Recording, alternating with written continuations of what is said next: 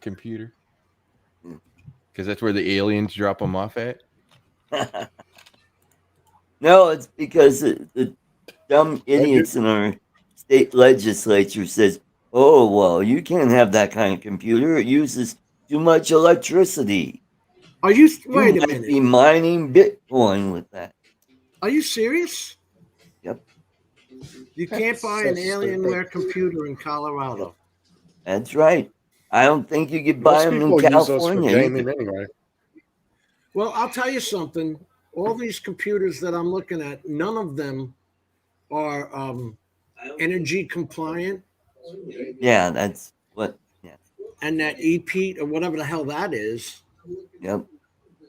But man, you're using 130 watts. Yeah. Well, no. I mean, if you've got a 700 or 800 watt power supply, that doesn't mean you're always using that, does it? No. That's max. That's for peak power. It's only going to pull whatever the board and devices are pulling at any one time. Mm-hmm. That rating is always peak power, not average power. What's up, Mr. Dray? What you got there, man? Hey, Dray. Howdy, Love howdy. that tie. Thank you. What you need is a MAGA hat. Tell me. The red Santa hat to go with the red tie. No red Santa hat for sure. So apparently the rest of them didn't. Well, let's see here. Art didn't get it because I don't see red in his background, and Matt, I don't see any red in his video. Everybody else has got at least a little bit of red in the color. Dre's got the tie. Jim's got his hair. Jim's got his hair. No, I got a red. I got the background. I got a red face because I'm embarrassed to be here. Hey, Tomas, Mikey. Hey, Tomas. And Mike. Night Train. I'm on the night train. Is that the Soul Train? Matt is in his track like, what the heck? Is he getting mixed up with the Soul Train? I don't know. Night Train was Guns N' Roses. I'm on the night train. Oh, yeah. Well, Jim, I have a classic Jim story to tell. Do tell, brother. Oh, yeah. Is it J-I-M or G-Y-M? J-I-M story. Oh, sorry, right, yes. Yeah. You want me to make it big or no? No, you haven't been big. I'm just, if people have been watching the internet on Facebook, they probably seen my post. I think you saw it. About I did, brother. I did. My B&H mishap. B&H, yeah. I was. My whole thing is, I was that at first. I'm just glad it wasn't something that I needed an emergency because I ordered the. When I saw that, to give you background, I saw this. I've been contemplating back and forth about buying another drone, and they had a used Phantom Obsidian one there, and I felt the price is too high, so I said, "Nah, it's on the back burner, whatever." So about a week ago, around the 18th, 19th, saw this deal for Mavic 2 Pro with a smart controller for about $2,000. I said, "Okay, that is a good deal. That's a pretty good deal." You know, I said that's a discount on the smart controller at least than anything else. So I said I go ahead and clicked it, put the order in. It came with a hard case, free filter set, and I went ahead and ordered an extra battery and another polarized filter to go with it. So I'm like, okay, nice. You know. So I said, good deal. It should be here even before Christmas because it stated everything would be easy, ship everything, FedEx, overnight, whatever it is, 2 days, pretty much. So I see that the filter set is shipped out, the other polarized shipped out, the battery's being processed. And then I get an email the next day saying about the case is back ordered. I said, no big deal. The case is not a real big thing to me. I said, the drone was the most important thing. So I even sent an email back, send the drone anyway. Send me the case when it comes available. All right. Didn't hear nothing back from them. So right around, was it Christmas Eve before, I contacted them and says, hey, why is the drone shipped? and I didn't response and stuff. So Christmas Eve, the filters show up at the house. The battery is in local within about 20 minutes of my house. So I figured, hey, Christmas Eve, they'll probably deliver it on Monday. It still ain't got here to today. I don't know what happened to it. Whereas right now, I don't even really care. So I get on the horn on their website on Monday. I'm typing in, hey, what is going on in my order? The drone doesn't even show up being shipped out yet. Is this whatever the case in there? First, I get all these apologies. I'm sorry, Mr. Crawford. Sorry about this and that, everything else. So, I mean, this went on for about 30, 40 minutes. I'm on a little chat app going back and forth with these folks about what's going on. I get told that, first off, then I finally get told the drone is not there. That it got misplaced in the warehouse. That's what I get told at first. And I'm like, okay. So I've said maybe it was a miscount, misscan, or whatever the case is. But they told me the drone is there. They just got to locate it. I'm like, okay. Because I already know DJI has stopped manufacturing the drone 4 months ago. So I know they can't get me one from DJI and sell it to me. I already know that. So the girl, her only thing at this point was, well, do you want me to cancel the order? Because we're not sure where it's at. Whatever. I said, no, let me give it another day in case I'm just trying to give them the benefit of the doubt. So the day I get on there, I'm chatting with another young lady on there, and I'm getting more runaround about, well, it's now my regular in stock order, because this was in stock. This was not like pre-order or back order. I know it's a back order. This is ordered in stock on the shelf in the warehouse. So now I'm talking to another young lady early this morning. She's telling me, oh, now my status is special order. I said, special order from who, what, where? Right. Yeah. So now I'm a little ticked. I think it was Burger King. This was, are you supposed to, they're selling it. So they're saying they only had one? Yours? Yeah, that was it. So I just cut it off, and me and her talking about canceling the order, and I said, no. And I said, let me think about it. I wanted to just double check DJI site to make sure they didn't have any. I went to a couple other sites. Nobody has anything on the shelf. Okay. So I get back on there and talk to the other guy. I think his name was something Mitch or Wade or whatever the case is. And I tell him, I said, dude,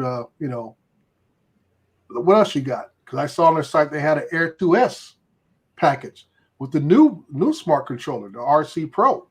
I said, well, switch my order over to that. Then I'm getting a runaround that, well, we can do that, but your other order is still standing since it was a special order. I said, it wasn't a special order. You classified to begin with. I said, the money's there. You got my matter of fact, you owe me about $100 and some change, And I'm like, I can't believe this mess. And they give me, in other words, they want me to spend close to $5,000 on 2 orders to get 1 drone. And I'm like, no. I said, this cancel order, I'll fish around. Somebody's got one sitting somewhere trying to get it off their shelves and stuff. I mean, now I got the whole brand new filter set sitting here in front of me and stuff. And possibly the battery may show up any day unless they already contact FedEx to cancel it or whatever, which matter. I mean, I got 6 batteries for a Mavic 2 Pro.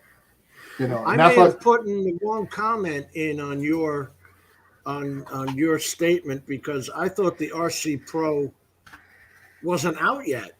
Yeah, it's out. I remember Xavier X Factor bought one from B&H store about a week and a half ago. Even big old picture of him cheesing. Hey, I got the RC thing, and stuff. And I was like you. I was under the impression that it wasn't out and it wasn't even compatible with the A2S. Right. B&H has got it. They're selling it as a combo kit, all this kind of stuff. And that's what really kind of ticked me off, is that they never even offered me an opportunity to order this instead of what they're sending me something else and give me store credit for the difference. I mean, at the amount of money I spent, they could have made a deal on a regular Mavic 3. Either drone, the Air 2S or the Mavic 3 is anything I don't really need, because it doesn't not do anything for me at the time. Well, like I said, they don't do no mapping work. Right. So It just be for taking still shots and goofing around for right now until the SDK file gets forwarded. But I was just kind of ticked off at the only thing is all they want to do is say, "Oh, we're so sorry," and I've heard all these great things about B&H and being very accommodating and this and that and everything. I said, dude, I didn't get none of that. Not a bit. In fact, I had better luck when I bought DaVinci Resolve Studio with the speed editor package. I got it right away from B&H. I bought it a second time for my granddaughter, and at that time I bought it from Adorama. I don't know why. I just wanted to try a different company. Right. They sent me the speed editor with a dongle in a baggie, like a lunch baggie. Right. Which is supposed to be DaVinci Resolve Studio, not in the box that it comes with, this whole big schmeal, right? They just sent me the dongle in a plastic bag. Well, it turned out it was a fake dongle. And of course, you go that's to what she said. And I hadn't tried it because I have my dongle, right? So it sat about 3 months. Yeah. I turned around, went to Black Magic Design, and they said, you have to go back to the retailer. We can't. So then Adorama wanted the thing back, send us back the speed editor and the dongle because they were a package. I said, bullshit. Just send me the damn dongle, not this knockoff thing. It took 6 months to get a real dongle. Yeah. And like I said, I've bought stuff from both those guys before. Adorama, I never had any problems. We only bought one drone from them. I bought a drone from B&H and plenty of batteries through them. So like I said, I've had regular business, transactions through them, but this one just kind of threw me for a loop, man. And then the runaround that I got from the staff is what I didn't appreciate. If you'd have told me, hey, we screwed up, we thought we had something in inventory, we don't have it. Can we offer you something else, Mr. Crawford? How can we make it right? How can we make it right? Equal value, whatever. Never even brought up. And I'm like, is my money not good or what? Mavic Pro 2. Yeah. Got down at a police auction website. Yeah. So I didn't hear that, Dre. I didn't hear that they weren't manufacturing the Mavic 2 Pro. Yeah, about 3 or 4 months back, DJI put out a list of drones they were no longer going to be supporting and manufacturing. And the Mavic 2 Pro, basically right before the Mavic 3 was announced to come out, they put that out about the Mavic 2 Pro. And so I knew that, whoever had them already had them in their inventory stateside or the warehouse here, wherever. So when they tell me back order, or anybody tells you it's a back order, they're yanking your chain. Because it's not going to happen. It ain't going to happen. If they don't have it there inside their store, it's not going to come. DJI is not sending anything out to anybody. So they're forcing the Mavic 3 sales, huh? Right. Oh, they got no choice.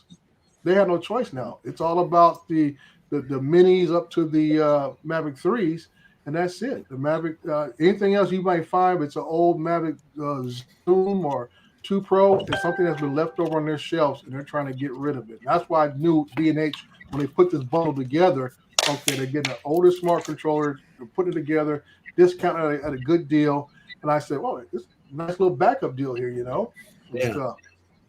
I said, I can jump on this and no problem at all, because my original Mavic 2 Pro is in DJI's hands in Texas, getting some work done on it and stuff.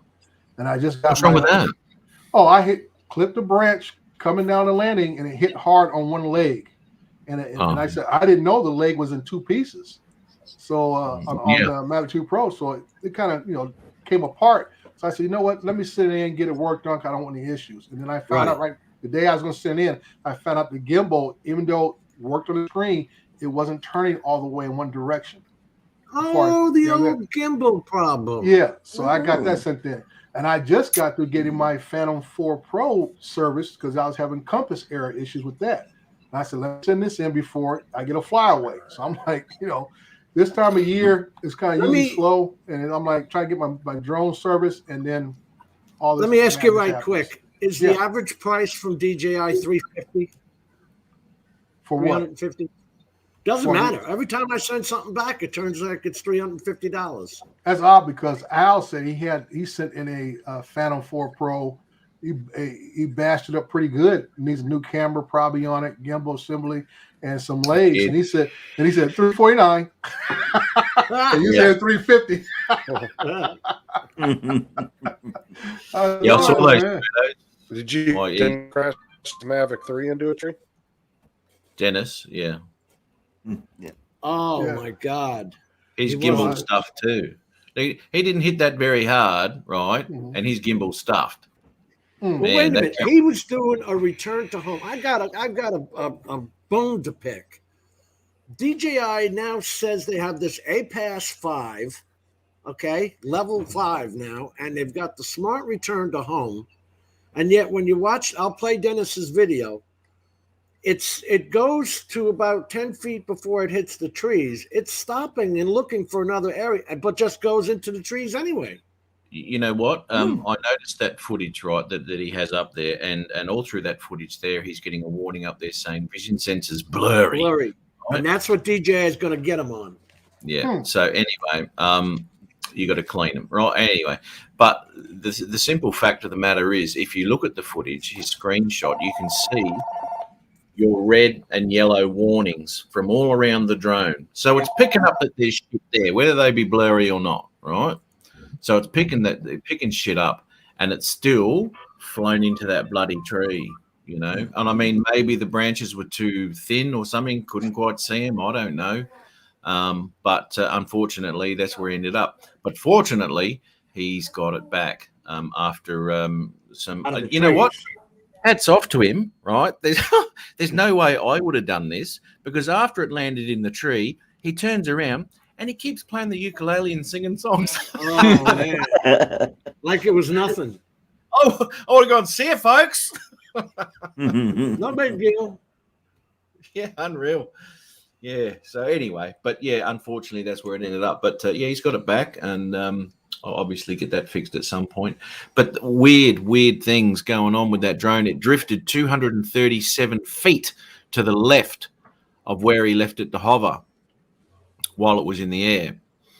So that's an issue in itself, you know. Well, Ian over in London, he found with that APAS that if you had the bypass turned on, that the drone was kind of jerky, and if you set it to brake, then it was normal, which was kind of weird.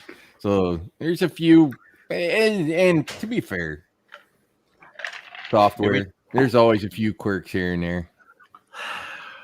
Dennis's gimbal was set to brake. My God, you know, it seems to be a little bit of a weak point on that drone, because it's a massive thing dangling down there, mate. You know, it's not a toy. You know, that's what she said. It's my goodness, that's scary. Here we go. But that was the well, yeah, you can see where the first impressions. I remember when these trees around, but I just Dongle had it, and a couple other guys that had it talked about how large that gimbal stuck out from the rest of the airframe, and it is not protected at all. So if it hits, it's going to hit that gimbal first. Yeah, it's a pity. It's a pity like that. But, you know, obviously no one plans on crashing. But when you do crash, you want it to be as financial for you as possible. Right. But unfortunately, you know, one of the most expensive parts on that thing is the camera or the gimbal setup anyway. This is return to home, and it's telling you, I don't know what 15 lux is, but they tell you in every manual that the sensors have to have more than 15 lux to be operating. Well, your lux is your daylight. Your lux is your light. There's like looms. looms I know that, but how much is it? Well, 15 is not very much, because I remember when I was a cop, we used to talk about when people used to put the lights underneath the frame of the cars and stuff. Right. And it went over 7 lux, we could cite you. Which is not very bright. In the sunrise, and he's not getting any of that. But then as soon as it turns back towards the woods, it's too dark. Sensors can't differentiate the difference between the twigs and whatever light it is absorbing. And this is auto return to home. What is very sad? The sensors, and you saw how the sensors went nuts. Yeah. Yeah. But what has he got control here or not? Because the drone's turning around and I and think doing he's let it do it. Okay. He's let it do the smart return home. I think Well, was it- about right there, just judging from the view. no, See, Yeah, he's got- The You see warning that goes little away. zoom glitch, right? That right there. That's a sure sign that I'm flying a Mavic 3, and I think they'll fix that someday. Oh, it Probably not one of automatically their zooms on priorities. it? But that's sad, though. There That we go. Okay, so now I feel a lot better. Craft Let's is go right to in the front. part here. I won't. but see, Okay. that's sad that you got to think like that. It's No, I don't. automatically going home and looking. Look where he is. It Yeah. could have Yeah. gone low and straight Mhm. to him. Well, one thing I'm looking at his altitude. He's already below his launch point. Yeah, I He's know. at How the hell negative- did that happen? Did he Well- start from the table? Could have been. No, he's too high up. He has to start from somewhere else higher because he's at negative 4.3 feet. Yeah. And you look at where he's at, where this tree is at, he's at least actually about a good 15 feet up. So in Where those did he trees, he take may off have gotten a bad GPS Yeah, position. that's what I'm saying. It would have been a bad Mhm. GPS lock to start with that altered his home point right there. So that's why the Does- drone. That's why the drone didn't go under because it already Right. thought it was under. It already Yep. thought it was under. Yep. Yep. I didn't Very even well. notice that. I'm looking at it right now. I'm like, man, he's showing him, that's why when I turned around, I saw where he's standing. I said, that's it right there. The drone already thinks it's below its landing point. And it's getting me- up. Let me ask you something though. Oh, Does GPS? It's going through trees. It's my goodness. See what I'm That's saying? Shit. Now it's at 10 feet, Oh, 6 feet when the it crashes. humanity. So yeah, something happened in the takeoff where it didn't lock GPS until it was up and gone. Wouldn't you think it would trust the sensors But you know more what? than it You- trusts the freaking GPS? That's what Look the at this. sensors are there for. It's Well, it's minus all 10 about the- feet here. Like I said, it's all about working together. The GPS is thinking at a certain Yeah, height. no, The sensor is going to agreed. react to that. Yeah. That is crazy. But ultimately, the sensors are supposed to be should be the final say in where the hell the ground is, Right. Well, that's one of those- regardless of whatever the hell But the you shouldn't have to GPS say. is. Well, my whole thing is that this is what makes it hard when you're trying to live stream and fly. You only pay attention to so much of what you're doing. I'm sure That's Dennis exactly what I said. Dennis is experienced enough that if he would have saw that, he'd have said, "Let me take this off, return to home, and let me manually fly this thing in here." Because it's Yeah, already if he showing- cancelled it straight up, it Mhm. wouldn't have been an issue. But yeah, obviously, he's doing Right. his business over there. Right. He's talking And and doing other things, and he's trying to monitor this thing all at the same time. It's just one too many things could possibly be a factor. Because Dennis is experienced enough pilot that I have confidence he knows. He knows. Can I say one thing to you guys? And if it means anything, when this happens, shut your motors off immediately. Do the cross stick down the bottom in or bottom out. Shut the motors off so you don't burn them out. Because when he hits here, you can hear them chewing like a weed whacker. Yeah. Oh yeah. If there was one. now, And I was telling me. this is probably because Okay, I'll his stop drones and ended up on such an angle that he's I got didn't that hear. IMU altitude error. It's More going than through like- trees. It's my goodness. That's scary. Nah. Oh my God. You hear it chopping them up? Mhm. Yep. Oh, God. Shut the motors off. Oh. Okay, I've stopped the But you motors. shouldn't Oh, have to good. say about a $5,000 drone I that didn't maybe hear. they'll fix it one day. No, you shouldn't. That shouldn't be something you have to say. Jim, Satellite numbers had 17. 17 to start with, was it? Yep. Well, that's Yeah. plenty. Well, Right. that was current. You don't know how many he had when he took off. Right. The best we can do is this here. There, 15. He's 15. It did go up to 17. Okay. Yeah, Now it says he's at 15, but he started the live stream. He's 19 feet up. So, like I said, until we knew exactly if he started the stream from whatever his actual takeoff point was. There you go. We can actually see where his takeoff point was, and we'll see what happened with that altitude. Well, So if you go back a little bit, if he can go back, I mean, it depends when he started live streaming because he's at 19 feet now. I'm pretty sure this is at the beginning when he first started. If we can see his takeoff, if we can see where he took off, if you go back a bit, Jim. Go back. Yeah, go back. And I'm going to the very beginning. Okay. That's what I figured. The beginning is probably not to where he turned the live stream off for the drone, or it should be the recording on the remote. I don't know what app he's using here, so let me just skip. Well, I'm kind of hoping that Run again. Takeoff. I think. Is he on the picnic table? Yeah. That's what I want to know. And turn this on. There we go. See, because Merry Christmas, everybody. Jackrabbit FPV, right welcome back. Teej. Right. He might be on the picnic table. Drone Bum. Okay, we got zeros. Aircraft. It corrected itself.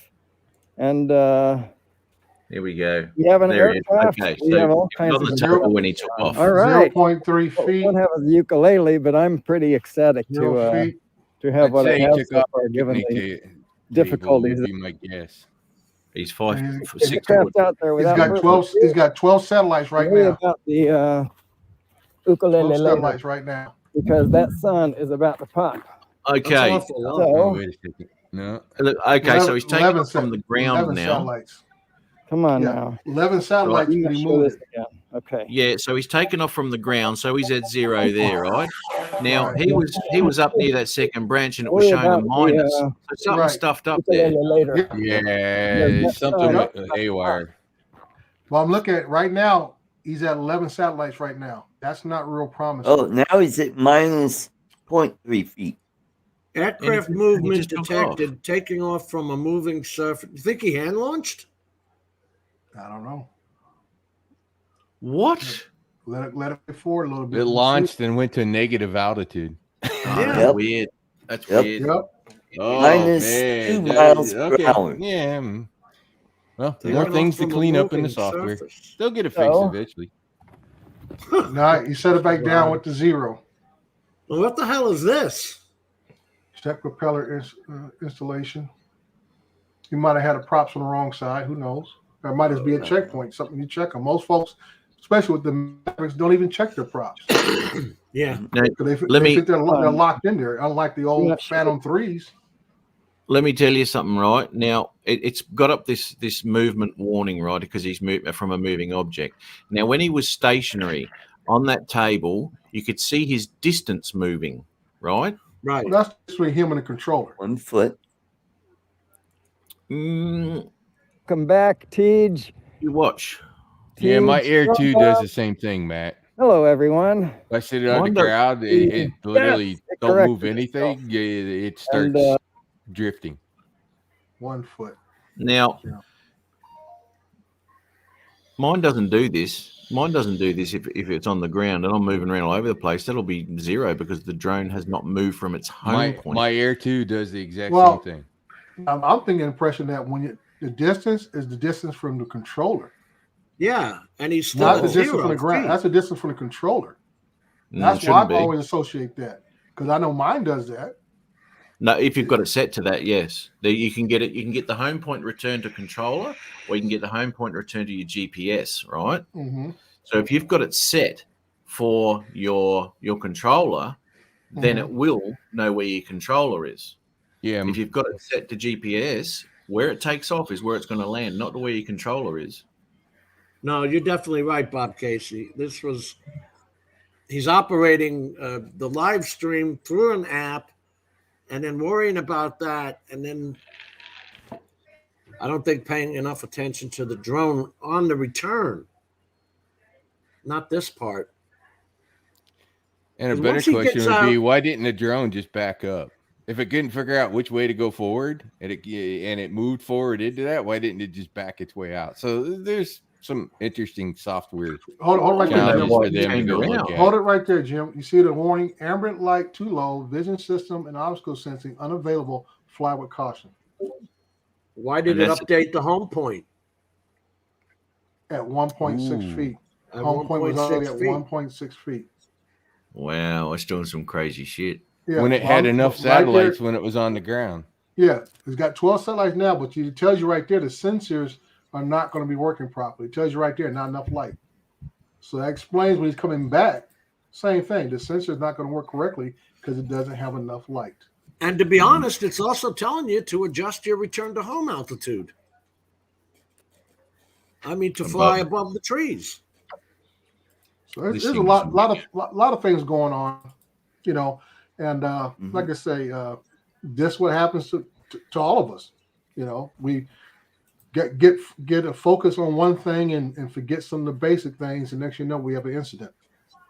Okay, so I just noticed something there, right? So the home point updated, right? Now he's obviously 20 foot behind it with the controller. Right. The home point is updated to the home point at 0, right? Right. So him sitting there, he must have it set to return to home with the GPS, not the controller, because as it set that home point to 0, it hasn't picked up where the controller is. It set his GPS point, which is where it should be. Right? Unless you're on a moving target, or if you're on a boat or something like that, then you want it to come back to your controller. Right. Now he's taken off, and as I said, because he was sitting there doing nothing, and it was drifting like this and moving. He had that same drift when he was stationary. Well, he was supposed to be stationary out there getting the sunset or the sunrise, or sunrise it was. Yeah. No, hang on. It was a sunrise. I think it might have been sunset. No, because he was losing sunrise. Well, he was losing light. He wasn't gaining light. It is sunrise. He got it in the. It's sunrise, but it could have gone behind a cloud. Yeah. Obviously, there's lots of clouds. So, man, there's so many things there when you look at this that just sort of think, hang on. It's like air crash investigation, you know? Yeah. There's so many little things that are pointing to something that isn't quite right. But while you were there and you're doing other stuff, you just probably wouldn't notice it. Now, why does it say altitude zone 394? I don't give a damn what the FAA altitude zone is. That's unnecessary information. You're not supposed to fly over 400 feet anyway. You know what I mean, recreationally. But is it 19 feet? It keeps changing, 19 feet above the water. And yet you don't see him going up. Hey, Dan. Dre's looking sharp tonight. That's still playing, so I don't know what he's doing. Let's move up a little here. This is great footage to learn some shit about what's going on with this drone. It's really, and it's great that he's published this, because it's a learning tool for everybody, really. So he kind of like kept it there while he was doing his spiel. To everyone tonight. Yeah. Yeah, he normally just hovers and plays his It's music. windy in Chicago. And it drifted Still took a music 237 request feet. after it was in the tree. He was. That's what I'm saying. Yes, I would have stopped the live stream. Bye-bye, folks. Now he's getting sensor warnings That's there, what I and said, he's 200 feet away from he was, and he's got his sensor warnings coming up all around. Have a look at that. What's that? I don't know. It's still the same height. Oh, I'm going to have to get used to this. Hang on a second. Just mute that, mate. Mute it. I was way better talk. Look, now look at all his warnings he's getting. Yeah, but you gotta realize he cannot be watching the screen if he's strumming the ukulele. I agree. No, that's right. That's right. But I'm just wondering why it's getting these warnings when he's in the middle of nowhere. Well, he's like I said, this is talking about the sensors. Look, not enough light. Vision sensor blurry. Vision sensor blurry. Shit. But Matt does his probably shots in the from morning, and he fingerprints or doesn't get something. that. Wait, Matt doesn't get that when he's doing his morning shots. No, Do you, Like I Matt? say, a lot of clouds in the sky. Like I say, the difference between you have a clear sky. Like I say, you're not getting definitions of background and foreground. Everything looks blurry. Yeah, So not that enough, could have not just enough, been from him not touching enough the sensor. contrast. Yeah, there you go, Rod. Not enough contrast for the sensors to pick up. Everything is one just blah. So that's why it says blurry, because it's not seeing contrast. Mm-hmm. And those downward sensors don't want to see a smooth pattern of water below it. Remember that? Yeah, yeah. If Yeah, you yeah. look, the other thing is, if you look before the crash, aren't there like a crap ton of leaves on the ground? Oh yeah, because they're down on the tree. Yeah, which would probably confuse the downward sensors a bit potentially. Mm-hmm. That orange and Not yellow knowing where the curved ground, sensor not knowing where the ground is. is a sensor warning. Robert Glazier says he has the M3. Yeah, well, like I said, it's a proximity of like you get close to hitting something, you'll get the little bars at the bottom because same thing the Mavic. Hey, the Dray. Mavic 2. Yeah, This is where the LiDAR on the Evolve for the downward is better because vegetation, nothing LiDAR goes straight to the ground. Yeah, that's a regardless of good what's in the idea. way. I'd like to see the air data on this to see if it actually changed its home point and where it did it to. Well, it did change its home point, but Yeah. it was only maybe, I don't know, 10 or 15 feet to where it first took off from. Not talking about the point. I'm talking about did his height change when it did the new update of home point? Because he was actually flying when the home point. Yes. Changed. Let me think. It still shouldn't have been minus. Still shouldn't have been minus when he was, halfway up that tree. No. Was seeing wooded the back area and sensors low were light seeing sensors that don't wooded work. area. That's in all DJI drones. Yeah, okay. Well, see, I don't get any warnings, Jim, as you said, because I never flow my sensors on. Right. That's why. But I have flown. I've had the Mavic, the first Mavic, up in the air, and I'm belting along at 300 feet, and all of a sudden this thing comes to a screaming halt because it thinks something's in front of it, and I'm thinking, oh, there must be birds or some shit. Well, there's nothing up there because it's picked up. What about the APAS is what I want to know. What happened was a crash. The logs would be interesting, absolutely. It'd be really interesting to see those because they had multiple. Look at this, 81 feet. So he must have went up. Well, he's definitely drifted.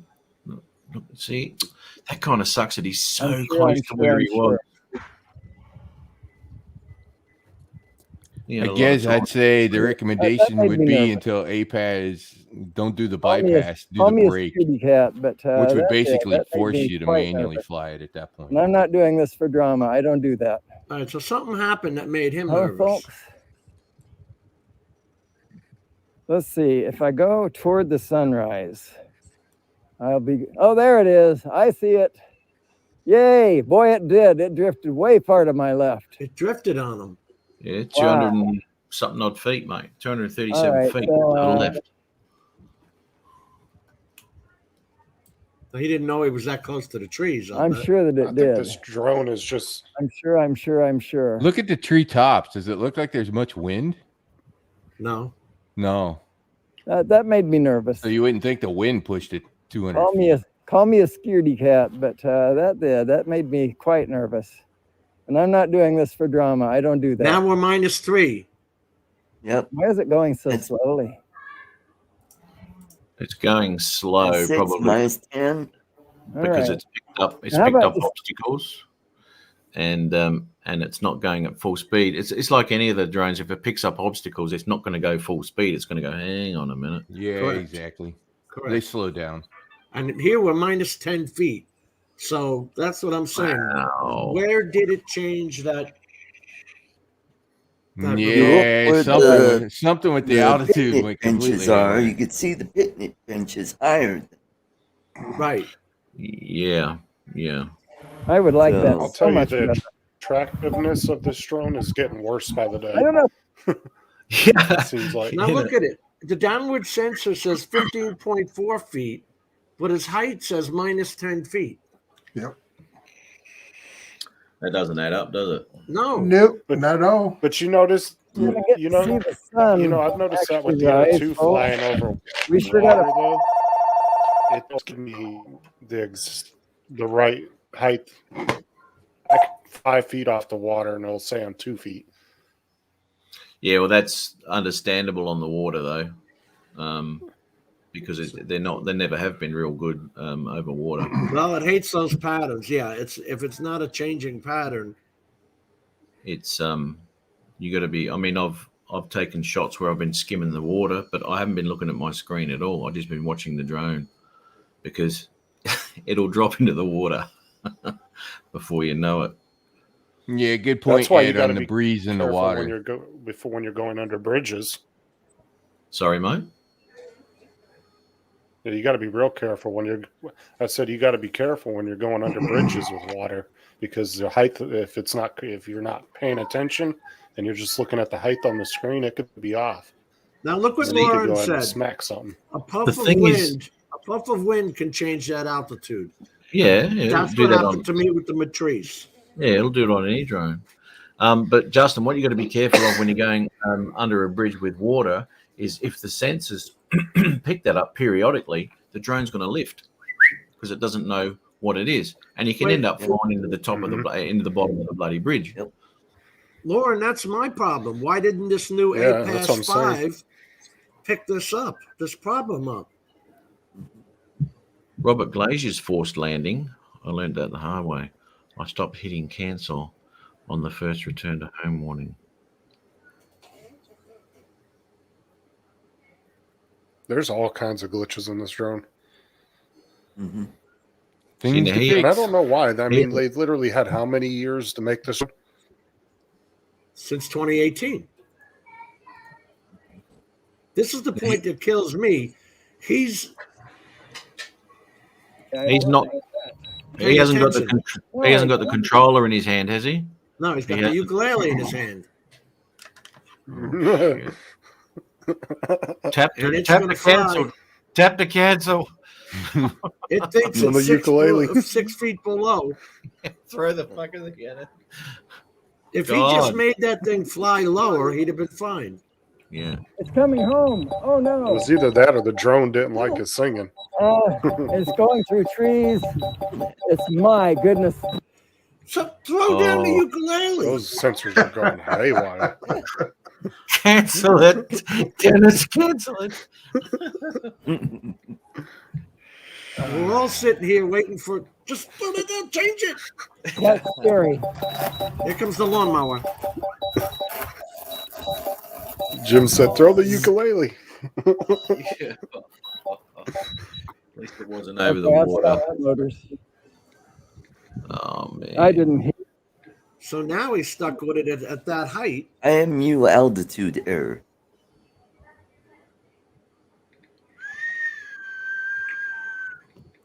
Now, I would think so. What did you say, Matt? He had to go through to get it back. Right. He there was nothing open, obviously, because he couldn't go out and buy stuff. Poles and all that sort of shit to go and bloody tape them together and go get it. His son had nothing at his house either. I would have gone door knocking around the neighbours, got a ladder, got some brooms, blah blah blah, get some tape, wrap it together, knock the bastard out. Grappling hook. Yeah, anything. Nope. But anyway, it was up there a couple of days. Now he did go up Chainsaw cut the tree. And, we could put Artco in a slingshot and just shoot him up there. I have a question. Loren says, notice the APAS not showing green. I didn't see APAS at all. Does anybody see that? Which one is APAS on this app? That's what I'm saying. This is not like the Go 4 app. So APAS is maybe something totally different. This is the Fly app, and I don't know. I can't see that. Maybe it just goes automatically into APAS when it comes back. If it's on automatic return to home, then I think that's what it is with this app. I'm not sure. Does anybody here in the chat or on the team have a? Somebody's got an Air 2S. I'm sure it's got APAS, doesn't it? I have APAS on the Matrice, and I'll tell you what, the damn thing works. Yeah, I mean, I've had APAS on mine from my original Air. Right. At APAS. I mean, it works when it works, but I'm saying I want to know if somebody who has this Fly app, what does the APAS symbol look like? We know it looks like on the Go 4 app. Right. But I wonder what it look like on this app. Can anybody Well- anybody know? Well, I think that the problem with this is that there's just so many things to hit, and it wasn't able to distinguish what the hell was what. Number one, vision blurry, and number two, just way too many thin things. And it was just a recipe for disaster once it started getting tangled up in that. There's no way it was going to get out. Bill, which one is the APAS? Uncle Bill there? Bill Renine? Next to the signal strength. Okay, there you go. Okay. That's all the that's your 360 obstacle avoidance right there. Okay. Okay. Oh yeah, got it. Hmm. They put that in with the Air 2. Yeah, he did. I heard that. I heard he said, "Anybody want to hear a song?" When it got stuck in the tree. Yeah, well, it is That's what I true. said. It is true. He went down like the band. Is that me or him? Justin. Justin dropped. He froze. Just dropping out. No, my internet's Gary. crap. Gary says, I have Air 2S. Nobody knows how it works. The fly app is garbage. Fly app is garbage. Why did Yeah. No, I said he went. I said he went down like the band on the Titanic. Yeah. they? Yeah, they kept playing. Doop dee doop doop dee doop doo doo doo doo. Yes. I know his feelings. You know, once it happens, they use jump up and down. Then it's already a done deal. Yeah. You know, it's like, well, what do I do now? Should I go climb a tree, fish it out, go wade in the water and dive for it, or like I did on one of my drones? I just came back the next day when it was like 90 feet in the air and it was on the ground. Next day, like I what have do you do? literally jumped in the water after doing. Well, he did go down there with some poles taped together. But when he got down there, he sort of looked at the height of it and sort of could tell that it wasn't going to reach. And number two, there was a heap of people around, so he wasn't going to be standing underneath this drone going, "Oh, and everyone's going, what's that? There's a drone up there. Guess what? It won't be there tomorrow." So he didn't want to pull attention to the self that there was a drone up there. So he ended up not doing that day. And then again, it's spent a night in the wilderness up in this bloody tree. And it was cold. Nothing worse. Cold. Nothing worse than having a drone that you know where it is, but you can't get the bastard. Well, that's what I'm talking about. I've had one stuck in a tree and get back the next day. It was on the ground, busted gimbal and busted battery, and you just kind of pick it up and walk back to your vehicle and call it a day. Yeah. Next. Yep. I mean, inevitably, it's going to happen. Mm-hmm. Things happen. It just depends on the severity of the accident that does happen. And the severity, I mean by the severity of damage to your drone, not by anything else. You know, because anyway. You know, unfortunately, this thing's got this expensive thing, as I said, hanging off the front. And everyone who seems to tap this thing breaks this gimbal. So I don't know how much it is to repair. Probably good $500 or $600, I guess. That's going to be more than $350. Yeah. To buy a new camera, I think it was $1,150 is what I saw somewhere for the camera. Shit. Just the camera price on that one. What about the gimbal assembly? Damn gimbal repair. It's probably a few hundred, I would imagine. Yeah. Oh well, we're soon going to know. I'm going to send him a message actually and see what I think. Is it a public holiday there for you today, Tuesday night? It's not. Okay. No. He may I have want been to out. show this one from Brad, Drone Kings in Darwin. He did a HLG,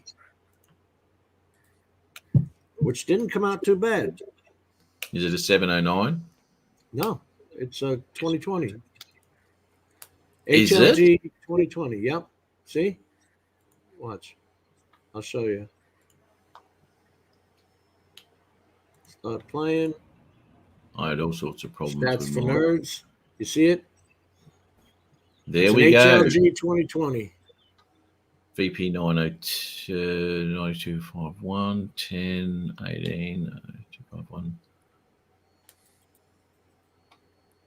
Oh, there you go. This That can is be a looking bit. shittier on my screen. My screen is screwing this up. This is just overexposed. What is it? No. It looks better on my damn 4K TV. This is what you were saying, Matt. You shoot for your 4K TV. Yeah. Oh my God. Look at that in 1080.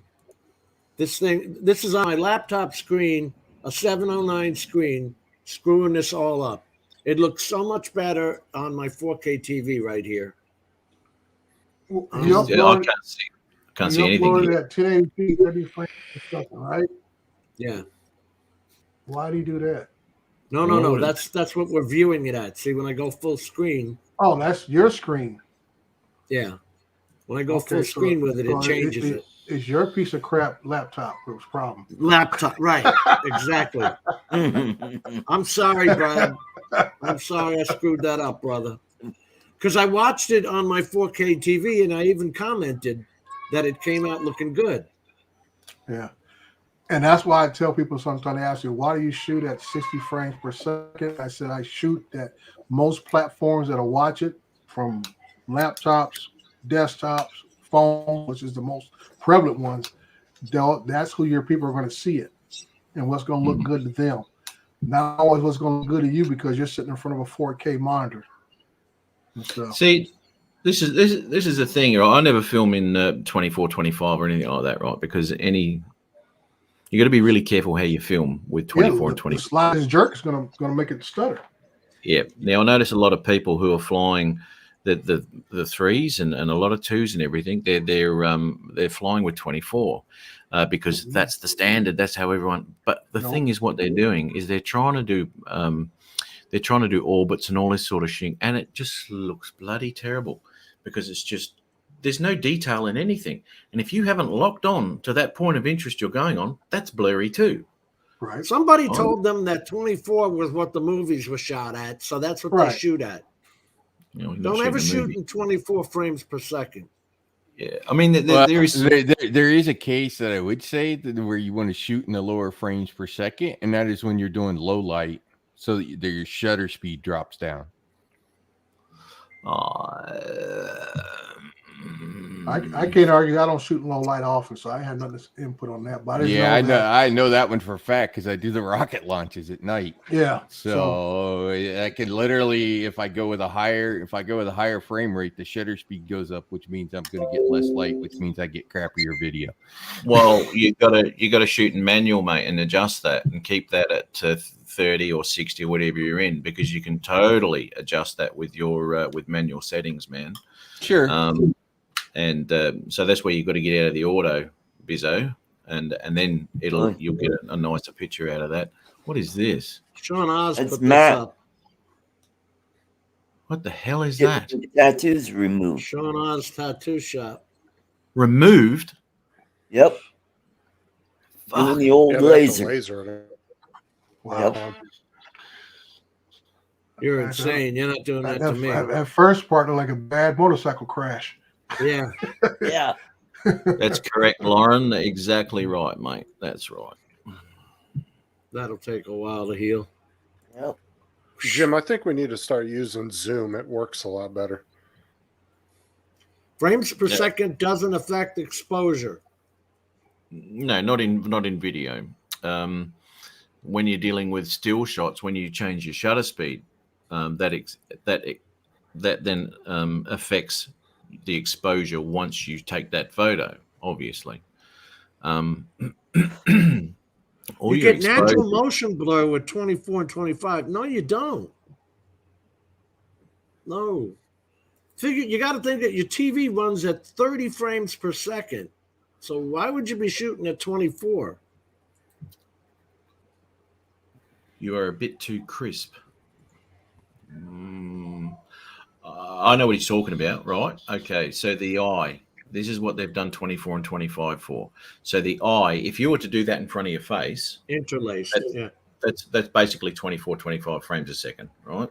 And you get that blur, and this is what they're after. I mean, look at my hand there, right? I don't know if you can see that, but there's your blur. You can. Yeah. So there's your blur, and that's a natural thing to look at. Once you start going into your 60 frames and not even 30, and you're taking that blur away, you're getting away. It freeze frames everything because of the high frame rate.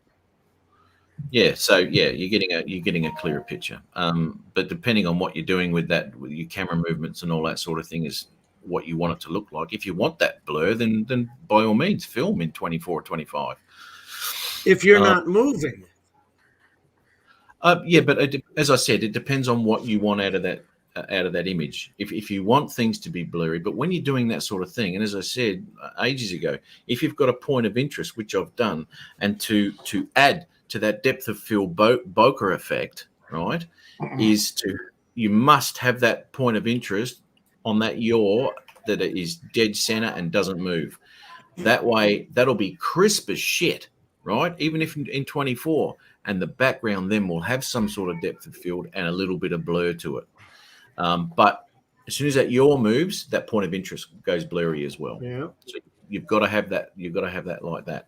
But anyway, that's things you can bugger around with your frame rates. That's for sure. And that's one reason for the T mode. What was tripod mode?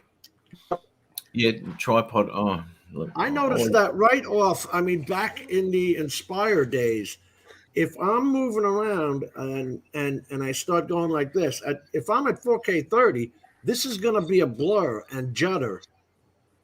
But if I shoot at 4K 60, this is going to be nice and smooth. Yeah, absolutely. But any sort of yaw, and I try to not incorporate. Well, I don't. I don't incorporate any yawing in the footage that I put up. Because it takes attention away from it does. from your subject, because all of a sudden you're looking at this and all of a sudden you're going like this. It's like, oh, hang on, where are we? Well, and that'll be that's about flying style. I mean, they tell you, if y'all left or right or whatever, it can throw a audience off. But if you're able to fly smoothly and y'all, which I try to tell people, that if you move the sticks together, don't just move this. Man. Don't move one. Move the sticks together. You move the sticks together, you get a more smooth turn.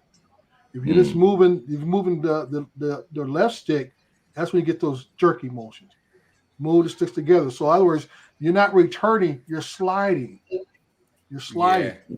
And you finally coming away to my way of thinking, using your thumbs at the base of the sticks, using both of them, and doing your own point of interest. Right, and that's how I do mine. I mean, if I'm flying point of interest, I'm bringing the thumbs together, bring them outwards, whatever the case may be. But I'm using both sticks to cause the motion. I'm not just using one to make the drone itself turn. That's when you got to turn with both of them together. And it's so much faster than doing the point of interest by any app. Yeah, the pain in the butt. Yeah, and that's what I tell people about when you fly.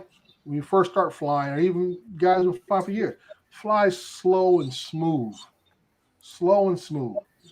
And the smooth part, in other words, as you get better at it, you'll be able to do it more faster. Because I always tell people, I said, people who've been working at flying can fly right into something straight and then break off into an orbit without stopping.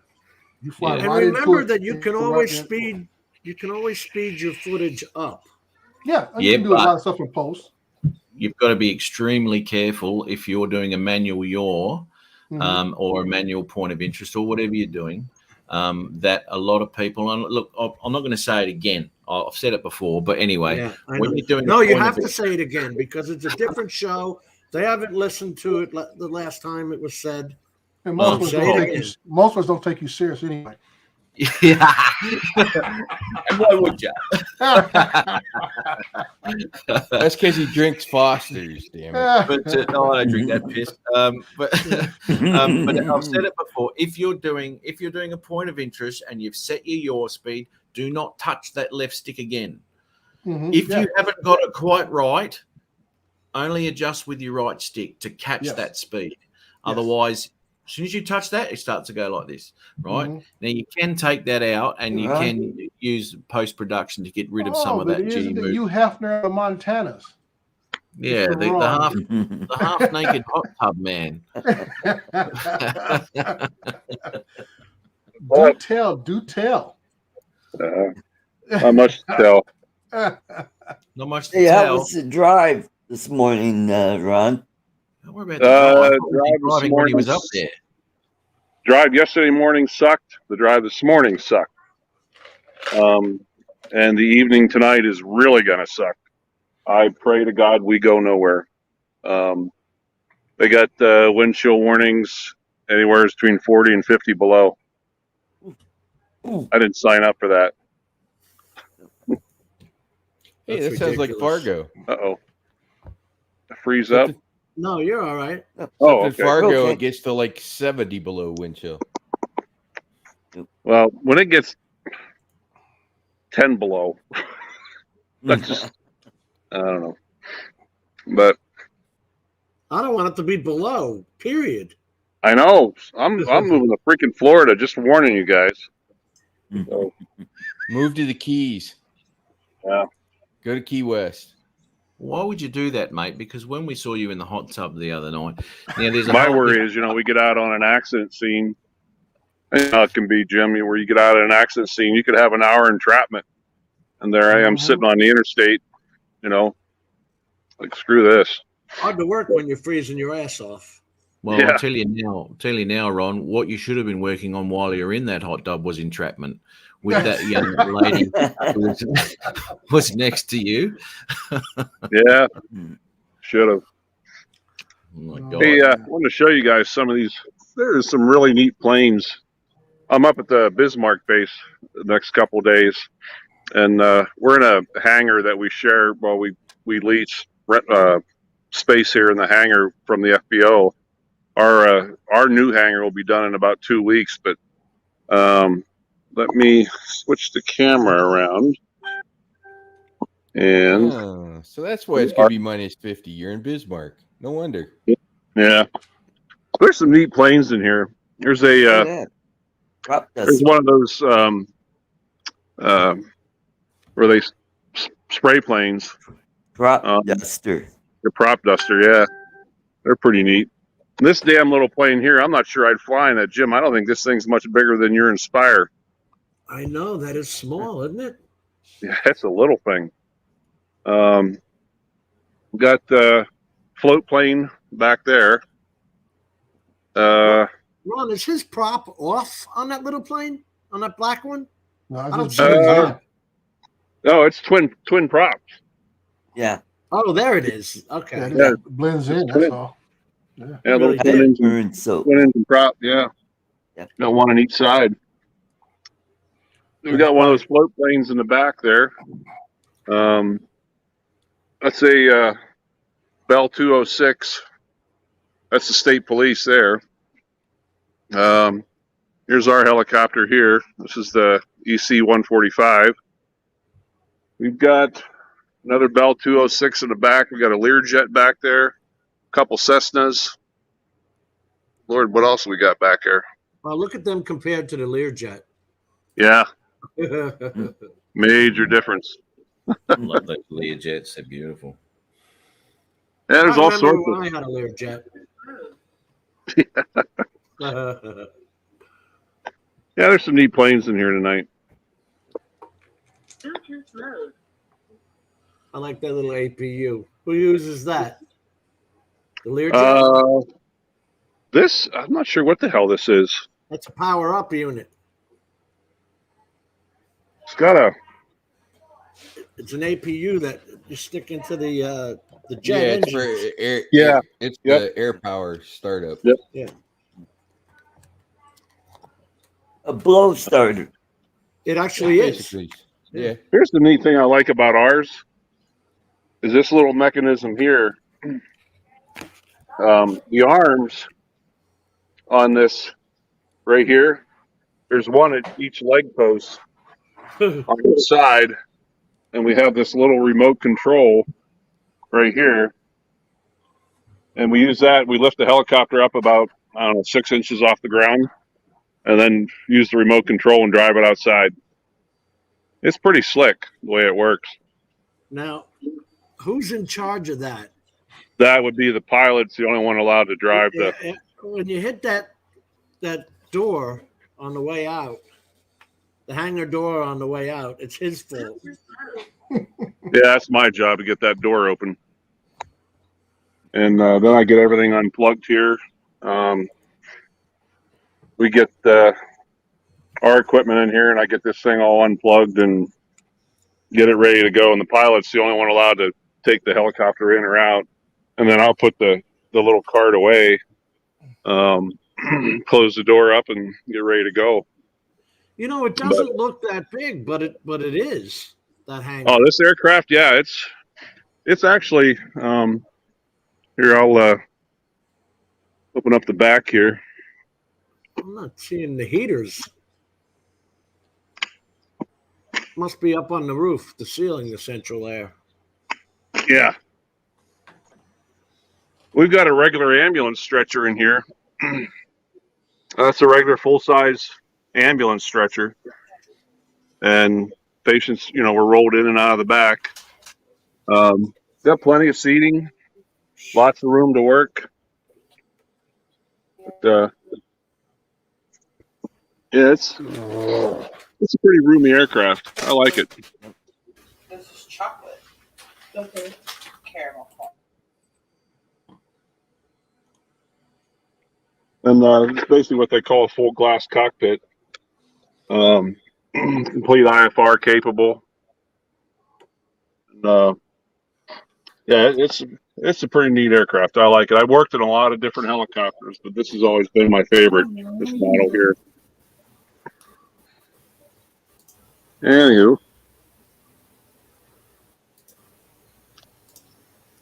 Lauren Donauer wants to know that floor has radiant heating in that building. No, it does not. I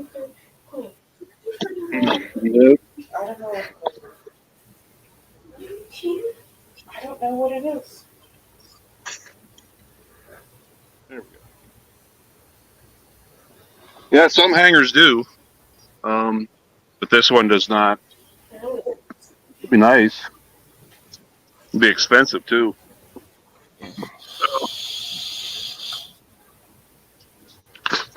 Hey Jim, I was wondering whether you saw that. Where'd Jim go? Right here. That message I put up. I was gonna see if my Mavic 2 would hold up to a hover outside, or if the blades would snap off.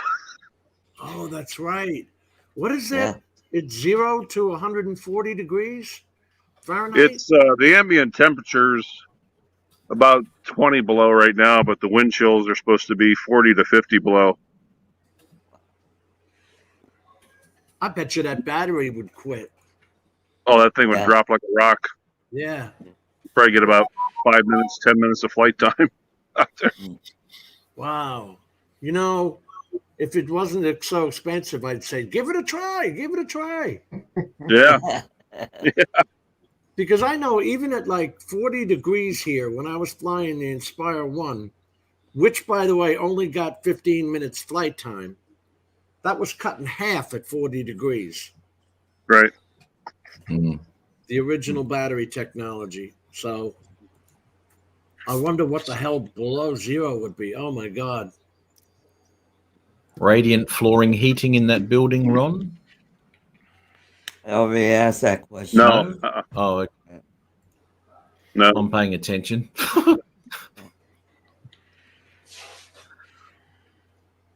Yeah, I got Steve, same to you, buddy. I got out of Yellowstone yesterday morning. Had a good time. Another storm hit. It got pretty nasty when I was leaving, and it took me about 8 hours to get back here. I'd like to take a ride in that crop duster. That's a pretty cool looking plane. Yep. You'll have to go back in January, Ron. It'll be like minus 30 to minus 35. Real temperature. Yeah. Yeah, I'll be up here, the next couple months, I'm sure. The worst I have experienced so far is it was 40 ambient below. The wind chills were about 75 below. Yeah, there was when I in Fargo, there was one day that was like minus 35 to minus 37, something like that, and the wind chill was minus 75 or bigger. Hey, you found mine, Jim. So Jerry, in this shot, in this video, after I go past the covered bridge, I actually do that slipstream move that you were talking about with the dual sticks. Yeah. I've started doing that pretty naturally now on my turns. Right. This your Autel, Rod? Yeah, this is the Autel 4K 60 in HDR mode. Hey, what's your thoughts on that? Those nanos. So yeah, we were kind of talking about it beforehand, and two things I've noticed. One's the Nano Plus, and the other's the Light Plus. Is if you look at the low light shots that he has done with those, the Light Plus is obviously really damn good. It's basically got the same camera as what's on my 2 Pro. And but one thing I noticed, it looks like they've done something. I don't know whether it's the camera or the new Sky software, but in the low light with my 2 Pro 6K, I have a lot of issues with like street lights and stuff sort of being blown out in the lighting. And on that, so here you go, Jay. Here's the slip slide sideways. That's only an auto that way, Rod. Say again. Oh, blown out lights.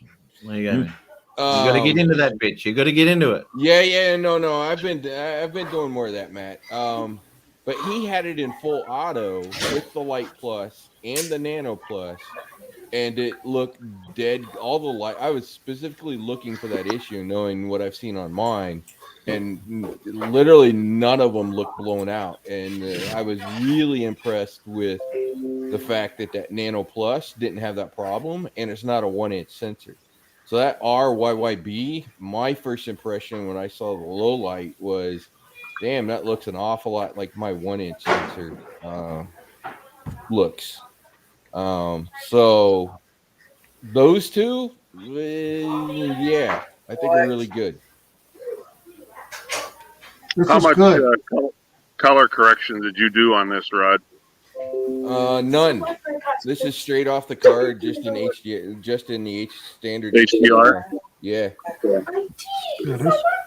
Your movements are good here. Do you guys have a gimbal adjustment on that Autel? Yeah. Yeah, I would. Yeah, we have the EXP settings just like you do on the DJI. You just, can change anything. Yeah, you can. I would just maybe adjust that down to about 10 or 11 to get that a slower movement. Yeah, I think I had it turned up about 10 points higher than I normally have it turned. Yeah. Because of, I don't know, I was flying something the other day and I didn't like it and whatever, so I probably forgot to crank it back down. But yeah, you have full adjustment of sticks, gimbal. Yeah. That was good, and that's why I said it. You can make turns and stuff when you do it like that. Make the nice sweeping slow with using both sticks, and there's not a distraction because one, the frame rate. It's not the frame, but the point interest stays consistent. Bye. So and that point that I was talking about there. So the way that I wind up doing that one is obviously you're moving forward, and then you start the yaw. Well, in this case, start a little bit of yaw to the left. Yeah. But I'm starting to rotate the right stick to the right to get that sort of slipstream effect. And so the audience doesn't get that jerk like oh, he just turned. Yeah. I said no. Yeah, he's like you're following along. So I'm slowly. So basically, I'm slowly going from straight forward to rotating around to where I'm over straight to the right. Eventually, as the yaw from the left stick gets it there. Yep. Yeah, that is it. I released a video in which I asked drone pilots what they know now that they wish they knew when they got their first drone. The video was to help beginner drone pilots. Now today, I'm gonna take advantage. We at this drone session. I got my boy Eddie here, so I'm gonna ask him the same question.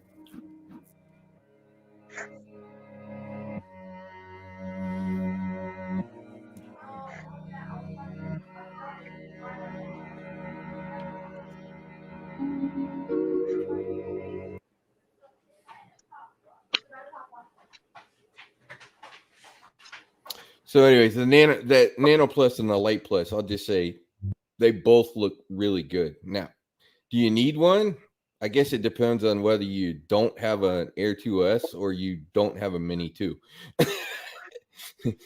If you don't have one of those, then you know maybe the Nano Plus or the Light Plus, depending on which one you're missing, would make sense. If you have a Mini 2 or the Air 2S, I don't know why you would want it, other than one reason. Obstacle avoidance. No. I turn OA off most of the time. It's more of a hassle than a help half the time. No, one reason, and I got reminded of it very starkly Christmas morning, shooting my sunrise Christmas morning. After I got done shooting my sunrise with the Autel, and the sun was up, because I have the Air 2, not the Air 2S, so it's got the smaller sensor. I literally tried to take off on my Air 2, and the freaking geofencing put a halt to me, and it would not unlock. They sent me the code and everything else, and it refused to unlock.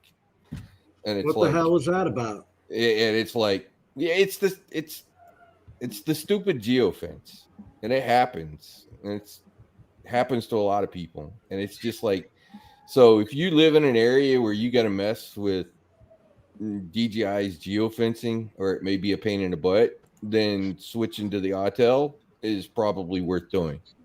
So if you're constantly having to mess it around, the Autel, do your length, fly, and go. Would you like to add to that in this video? Sure, Stevie. One of the things that I would definitely change from when I first started till now, and I wish I knew, was to invest the time to understand camera settings, understanding what shutter means, what aperture and ISO, and what can all these three combined, how can it impact your footage? Definitely when I first started as a new drone pilot, my camera setting was always on auto, and once I dialed in my settings and switched over to manual, big difference in my photos and my videos. Another great drone session in the bag. I hope you guys enjoyed the advice that Eddie provided. I plan to be making more videos like this. This way I could give back to those people that are just getting into the drone hobby. With that said, I am out of here. Peace. And back to your point, Matt, about doing manual settings. The one setting that you almost absolutely have to do manual at night is autofocus. You have to do manual focus, otherwise the camera will just wig out. Yeah, it's not like the new digital cameras with 1,000 autofocus points in them. No. They're not that good. Mine won't adjust for the light. Yeah. No. I did have, for some reason, I mean, I've had some issues over the last couple of months with the 2 Pro. And number one, as you all know, I fly in manual, and for some reason one morning I couldn't work out why I couldn't get my exposures when the sun was barely up. And it turned out that I did actually have a look, and the ISO had gone flat knackers straight up. So I don't know why that was, so I had to adjust that. Now, in this last video I did at this bridge in Brisbane here, for some reason, I don't know why, it went into autofocus. And there's a couple of shots there, which I kept in there because, oh, well, whatever. But you can see it hunting, doink, just little bits like this, doink. And I didn't notice that, obviously, as I was flying. Yeah, that whole autofocus searching crap, especially at night, most cameras will do that. Even cell phone cameras will just like trying to find the focus. Well, that's one of the things that Dennis Lovelady was complaining about on the Mavic 3 when we were looking at his video. He said it was zooming on him. Well, he wasn't on the main camera then. Which drone did he crash the other day? The Mavic 3. Oh, shoot. Yeah. Mm-hmm. With all I saw you playing it APAS, earlier.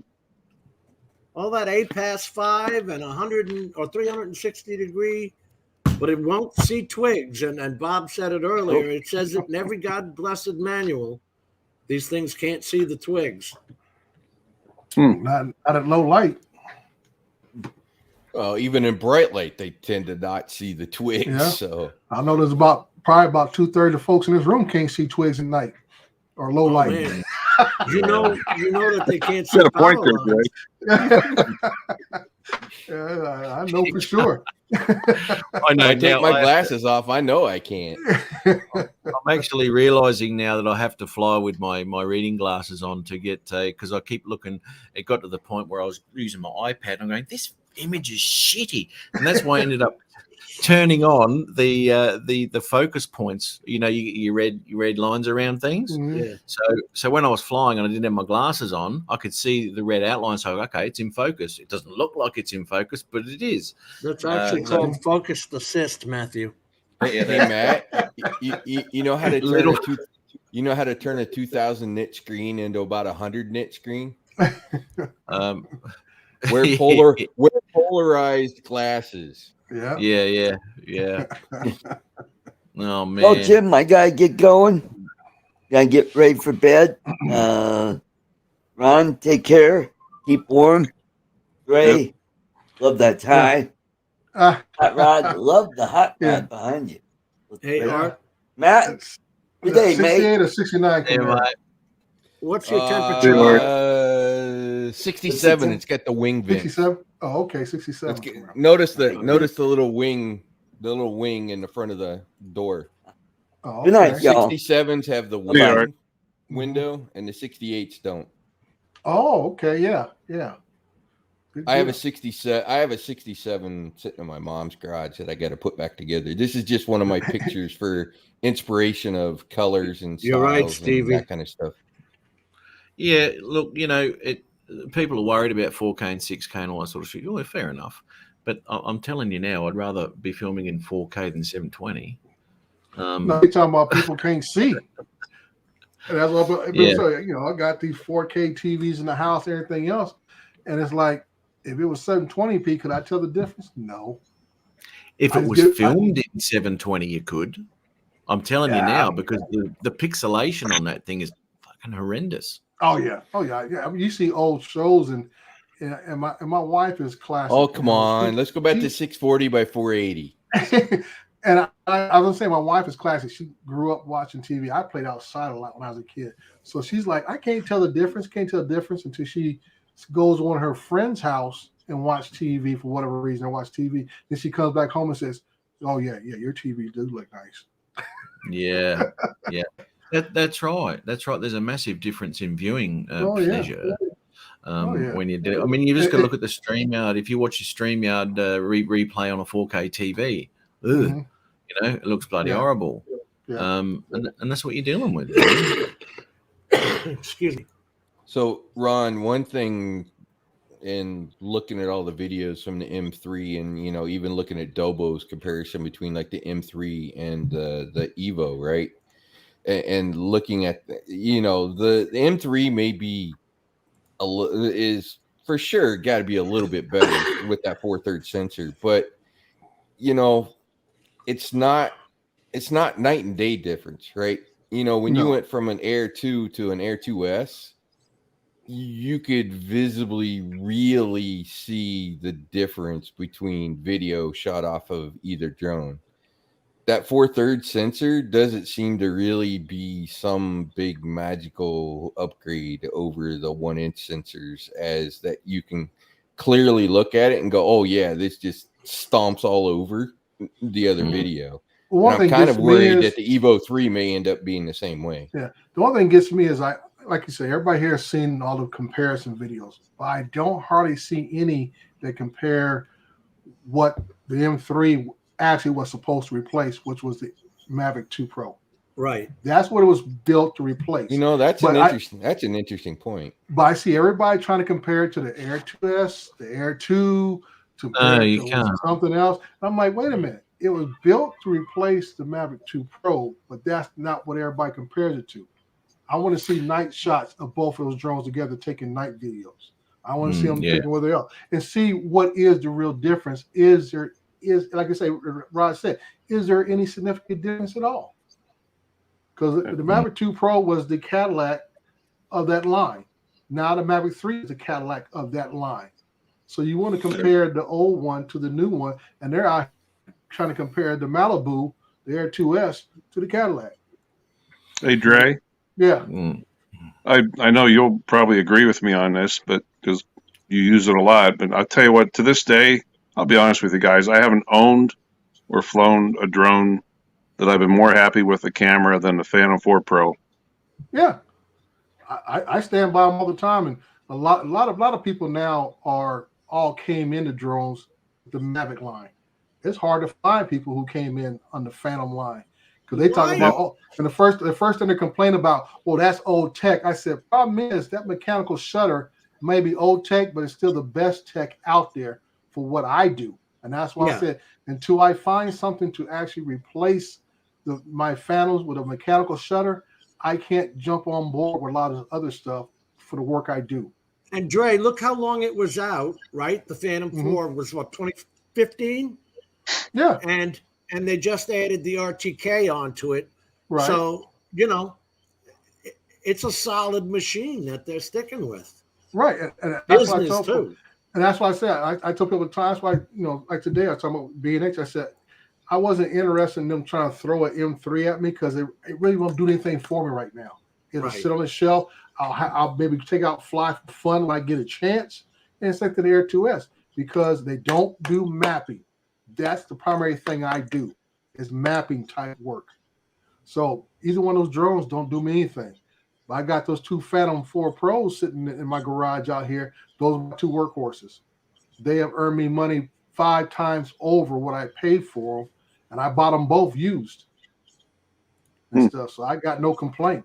And I said my Mavic 2 Pro, that was my like you say, you bring out the little pretty girl arm candy. That's my arm candy drone. It takes a nice, beautiful, still pictures. And I took some of the McDonald's I did a couple of weeks ago. I'm like, yeah, that thing does great. Arm candy. That's my arm candy drone, dude. It takes some pretty shots at night and stuff. I was working on that the other night, Matt, with some arm candy. You were, brother. Thank you for joining me once again on this wonderful world of. Oh no. Well, this video is going to be all about my OTG cable and whether I was getting video breakup, video lag, and whether it was actually working. So old, brother. Do we still have that hat too? Yes, I can show it to you if you want. I haven't been able to do any flying this week because of this. Yeah. Well, that was bloody. Who's going to be taking that? Not me. Otherwise, my Sparky would be going bye-bye.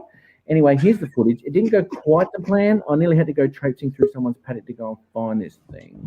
And to be honest, that's why I bought a drone in the first place. So I could go check stuff out that I couldn't be bothered walking to. And the last thing I wanted to be doing was traipsing through this paddock, trying to find this spark. So anyway, here's the footage. Hit like and subscribe if you want it. That would be absolutely awesome. And I'll catch you on the next one. Take off. Just love that spark sound. In it, eh? That's the one I wish I had more time to take out and fly. Is that spark? Yeah, although Matt, I'll have to agree with you on the not walk part.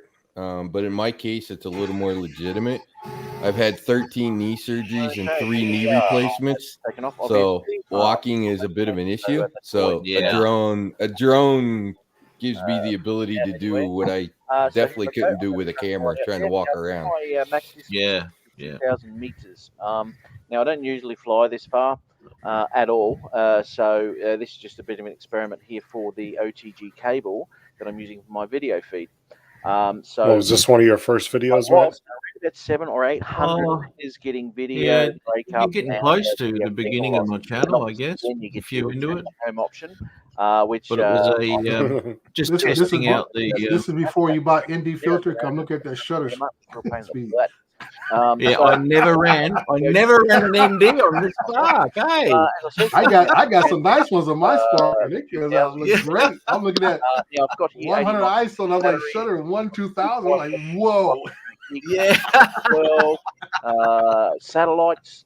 So everything looks no motion blur in that video. And it's No, running brother. smooth. I'm actually enjoying this part at the moment because it's quite a nice view from up there. And as I said, I'm going to be Still running 30 frames a second though there, right? Around about 48 there at the moment. Gets up to around about 50. Now I know that on my way home, I'm going to have a slight headwind. Now that slight headwind can make the difference anywhere between 10 and 20 kilometers an hour of your travel time, of your travel speed. So I'm allowing for that. And hence the look at this sports mode doing 47 kilometers an hour, which is I don't know what is it. As I said, it's 2,000 meters. That's ample. I never fly that far anyway. 28 30 miles per hour. Yeah, Good 30 idea. something like that. Yeah, 20, 30, something like that. yeah. Here we're coming up now up to nearly 1.5 kilometers. Sports Now mode. this is pretty good. There's obviously a little bit of Wi-Fi I lag, have never flown my sports but mode. there's no signal loss. There's no video signal loss. Oh yeah, I don't do it and often, obviously you know. no loss to the That's for sure. remote. Okay, so everything is looking nice here. We've got 77% People battery. I've seen do videos in sport mode, they look like an FPV drone nearly once in 2,000. sport mode. Wi-Fi It does. I actually did a video called "Spark More Than a Selfie Drone," and that's exactly how I flew it, like an FPV. And I was through shit and going like this. I did that, I don't know, 2 years ago. Yeah. And it looked really good. And I gave it that much of a caning that the gimbal gave up on me. It overheated and just went, right? So it didn't work. And I thought, oh no, I've broken it. And let it cool down. I haven't had an issue with it since. So yeah. See, now when you're this far away from the controller with Wi-Fi, and this is half the problem I was having, right? Because I had a lot of issues getting this thing back to me.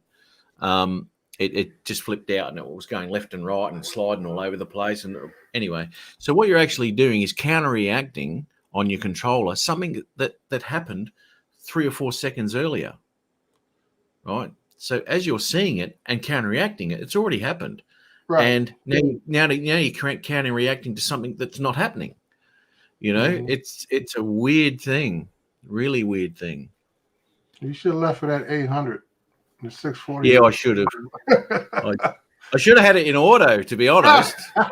You know, that's what I should have done. But when you turned around, it got real dark. I think it said like 8,000. I said, that's a little too dark. And I saw you adjust, and I said 800, probably about the sweet spot. And you went down to 640. I'm like, ooh. Yeah. So see, here we go. This is doing this all by itself. Yeah. Too much wind. What do you think the latency is on a Global Hawk with the pilot in the US and the Global Hawk somewhere overseas? Yeah, there'd be a little bit of latency there. Did they have ND filters for a Spark? Yeah, man. I have them. I have a Polar Pro ones. They do an excellent job on it.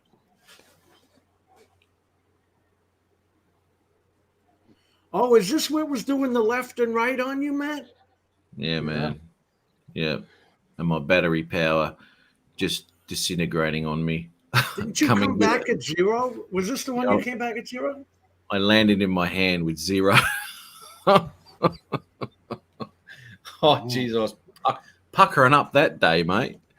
You know, I mean, it was going to land in these fields, you know, and this is why I did it out where I was, you know. It's just nothing out there. And it's obviously something that I don't generally do, but it was at that point, I thought, I'm just going to give this a crack because I was in the perfect location to do it. So I thought, bugger it, off we go. And it did this. Look at this. It's just crazy. The headwind's messing with you. Hey, somebody get rid of that Russian dude with the nunt.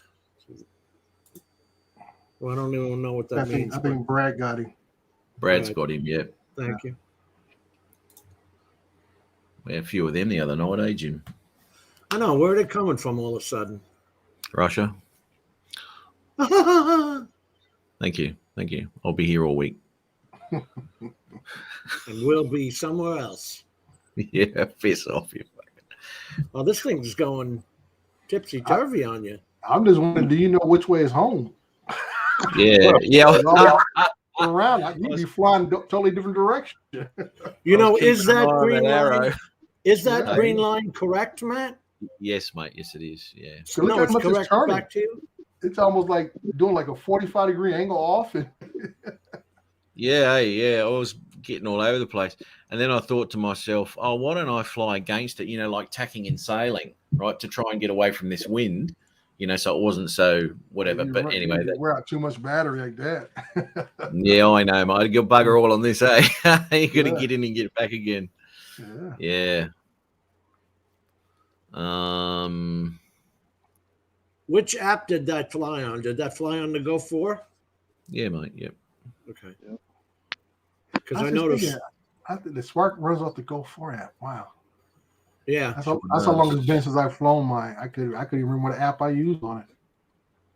Yeah. And I you know what? Thought it would have been the regular Go app, but no. No. Yeah, Bob, that's right. That they give us pucker factors and it gets you a little bit of adrenaline going. Now, I'll tell you something right now. I'm charging the batteries from my original Mavic Pro, and I went and bought Lightyear yesterday, and just because it's probably footage I'll never use, and I'll probably never use it because it's just flying and pointing at stuff and whatever, right? But it's another factor of flying and programming this thing and then sending it off and sitting back. And when it comes back, and I think I've said it in the past, it's a proud dad moment, You've come home, you beauty. And it did the thing all by itself and it's quite an interesting thing. But it's not having... testing it, and we have super low She was like, how do you know that we don't have high speech? I was like, just testing it on his phone. Oh, righto. Dude, you're a 90-degree turn. That's crazy, isn't it? I'm still in sports mode. Come on. Oh, man. Yeah, I can see it here going, come on, you bastard. I think it's only just in front of me. Only just in front of me. Come on. And it goes into auto landing. Oh, shit. At this point, as I said, it's not over water. It's not doing anything stupid. And I'll just have to go over the fence to go get it. But I don't want to do that. I want to get this thing home. And who knows? Because the grass is long as all shit. So, who knows? That's what I'm saying. I mean, from the air, it looks all kind of smooth terrain. You start walking that stuff, and also you start hitting all these undulations and ruts and everything else. And next thing you know, you don't wear yourself out trying to walk to the negative altitude. Yeah. Oh, the negative altitude's understandable there. And it will come up to 0 again, I should imagine, once it gets to me. Somewhere around there anyway. Oh, wow. Yeah, there you go. 0, brother. Come down to 0. Come here, baby. Son of a bitch.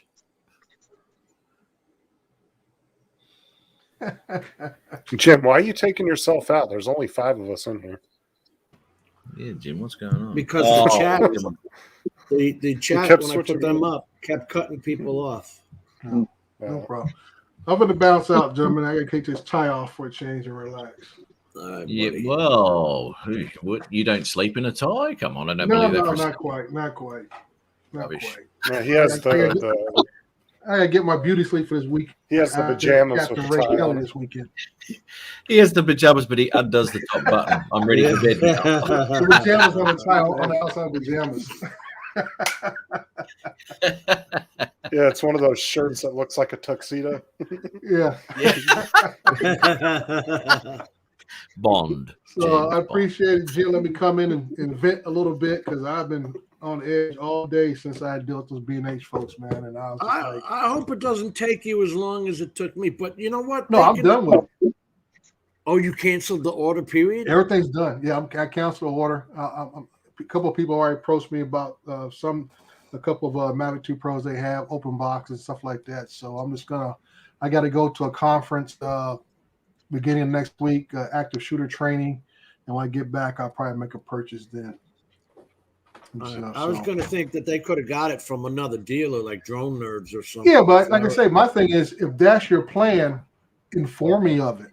Right. So that way you can give me a timetable and say, well, agreed timetable, say, hey, I'll give you another week to try to fit this out, and we'll go from there. I'm like, all I'm hearing is, oh, I'm so sorry, Mr. Crawford.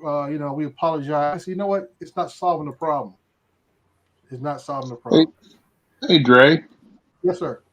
You know, when I originally started buying more drones after my Phantom, I started dealing with DroneWorks, and if he knows that you are in any kind of law enforcement, any kind of public service at all, you take top priority. I am in touch with one of the guys. I don't want to mention his name, but he reached out to me today. He said he has an open box because I went to their website. Also, they don't have it. Everything's back order. They say back order on a Mavic 2 Pro. They're not getting it. They're not going to get it. They have to buy it from somebody else that has one sitting on their shelf. They're not getting it from DJI. DJI is not shipping nothing out. They're done. So, yeah, I talked with an individual from DroneWorks, and I think that's where I got my Mavic Enterprise from on DroneWorks earlier this year. So, yeah, so I've dealt with them in the past. So we'll just see what happens. Yeah, he's treated me pretty good in the past. Yeah, I'm just, whoever's give me a sweet deal, I'll jump on it, see how it goes and stuff. But I'm out, gentlemen. Those in the chat, like I say, you guys take care. Be safe. I know it's going to be another long weekend. Hope everybody makes it back. All right? Take care. Thanks, Dre. Take care, Dre. Didn't he post Jim, that on your Facebook thing, Jim? Huh? What?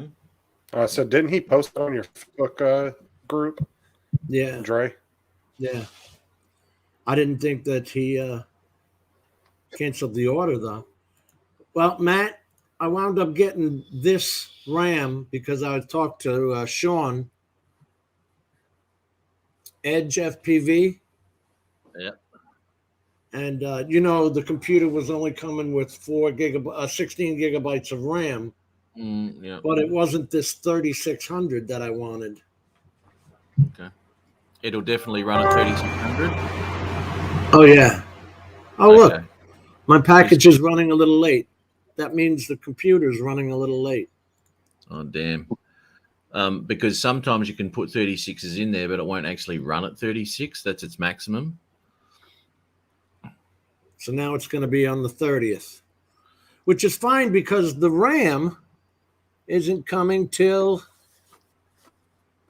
January 4th.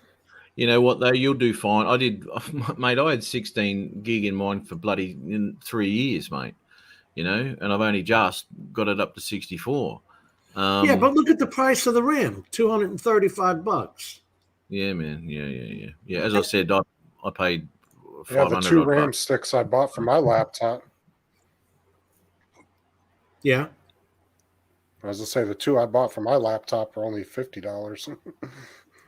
Well, the thing is that I didn't know anything about, and Shaun was telling me, is that you got to check the clock speeds. Like it'll say 16, but then when you go into the stats, it's 16, 20, 20, 42, which is the latency. So if your RAM has latency, come on, man. That's why I wound up going with G-Skill. Oh, there's Shaun right there. Well, that's... Yay, I get a shout out, he says. Yeah. And for a good Jim, reason, you know, a test I'm going to try here in the near future.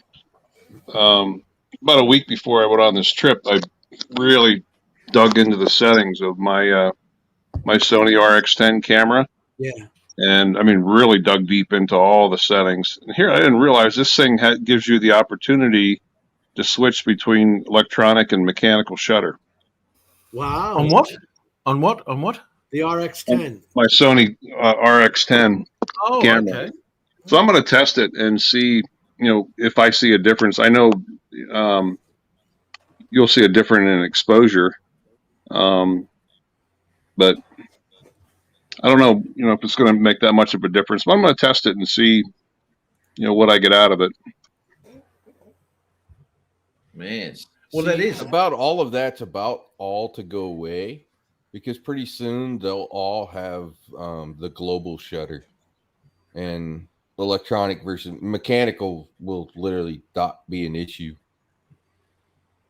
at that point. So I just like the fact that I have the choice, you know. Sure. Oh, hell yeah. And yeah, 100%. I tell you, that little camera, it's a great little camera. Is this it, Ron? The Yeah. first one? The RX10 Mark IV. I saw those pictures that you with those wolves on that bloody thing, the elk, and what morons! Why would you go anywhere near these wild animals? Oh man, I was so pissed off when you put that up, Ron. My That God. cost those guys could have bought some serious camera equipment with the fine they got. The fine. Tell people what happened. Tell people what happened. Well, I found a fresh video. elk carcass kill. Yeah. And I was about an hour or so into it. I approached it, found it. I'm 150, 175 yards away. And getting the camera and tripod out, and about 50 yards down the road, didn't see these guys pulled over, but they come down out of the woods, all three of them with their cell phones, and try to walk up to the wolves to get pictures with their cell phones. Now Ron's setting up to take his shot. They see him, but they're going to walk up and scare away all the wildlife.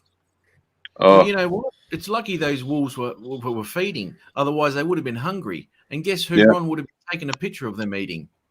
You know, the chances of them coming, they're very timid against humans, but they all did take off. And there was actually a couple other people with me. It was, and the pictures are kind of gloomy there because it was snowing its ass off. Right. Right there. But anyhow, park rangers were notified. Within 5 minutes, they were there. And they caught those guys about a half mile down the road. And one of the other park employees who I got to know there was talking to her, and I heard on the radio that they were all sighted. So I picked her brain. I said, you know, what's the potential consequences of this? And she said it could be anywhere between a $5,000 and $15,000 fine, and or complete ejection from the park and never allowed to be come back in. You know what? I don't give a shit how timid they are against humans. You see this elk here now that you said that they killed the elk. Yeah. And what you're dealing with here is a hunting machine, mate. You got no freaking hope. No hope. No, of getting away. And if one goes, the whole lot will. Oh yeah, yeah. You know, you got no chance. What was feeding on them? The carcass before these sons of bitches gotten away. Well, the wolves were there. Now there is the coyotes and there's eagles and ravens right there. There were 3 bald eagles and a couple goldens. So you had it's a pack amazing of wolves when you sit there and think of the size of an elk. That's only about 2-3 hours into that kill. That elk is almost completely gone. That's how fast those animals will disintegrate a big animal. What's that? 1,200 pounds? Oh, easy. Yeah. Crazy. They don't even smoke the meat first. I love that, Brian. Yeah, the computer's only coming with 16, but that's getting thrown out. Unless somebody wants 16, it's 2 8-bit sticks if anybody needs it. Don't forget to de-static yourself before you touch anything there, man. I know. It's so quick to shorten these things out, right? You can actually buy a band that goes around your wrist and you attach it to any metal part of your computer. So you're always earthed and you've got no charge in you. Because it doesn't take much to bugger these things out. I am an idiot. I do what you're not supposed to do. I put my hands under the water of the sink, and then I just do this, and then put the RAM in. And I've never shorted out a computer yet. Yeah, but I always touch it. I'll make sure that I'm touching the side of, or anything metal in there, anything metal, and I'll make sure before I pick the RAM up, and then I put it in, and then I do whatever. But this was it's quite difficult to put a couple of those sticks in. It was hiding behind the bloody CPU. Now, see, Justin, I could help you out, but the RAM sticks are different for the desktop versus the laptop. Right. Hey, Jim. Now I know how to change them because it's actually. You won't have a problem here in Florida because of the humidity. So like up in Fargo, North Dakota, up there in the winter, the static electricity that you'll generate just walking across the carpet because of how freaking dry it is up there. Yeah. You'll about shock yourself to death at times. So down here in Florida, because of the higher humidity, you're probably not going to have static shock. Viral video when Jim lights it up. Go live on that one, brother. There you go. That'd be a good one, actually. Now, Matt, here's a stupid question. Okay, if I fire this thing up with its 16 gigabytes and then I shut it down, put in the 32 when that comes, is that going to screw something up? No. You know what? As long as you put it in, make sure you got you have you got 4 slots there? Yeah. Yeah. Okay. Are you going to keep the original 16 in there as well? No, I want to go up to 64. So I'm putting 2 32s in. Speed. Yeah. Yes. Because if you've got 36s in there and you've got 32s, it won't ever look for the high. It'll always go to the maximum of the lowest, I think. Make sure that when you put it in, you've got to put them in order. There's an order you put those. Your slots are 2 different colors, maybe 2 gray and 2 black. Right. And you've got to put them in order, and it'll tell you what order it is. And what I did with mine is I chucked in the first one, bang, booted it up. It recognized it. Thanks very much. I shut it down, and then I put the second one in, and then booted it up and left it, and ended up doing that with all 4 of them. I actually heard one guy when he put the 2 sticks in, it didn't work. He had to put them in one at a time, like you just said. Yeah, that's what I ended up doing. Hey, Mel. Hey, guys. What's up, Mel? Yeah, they're color coded, man.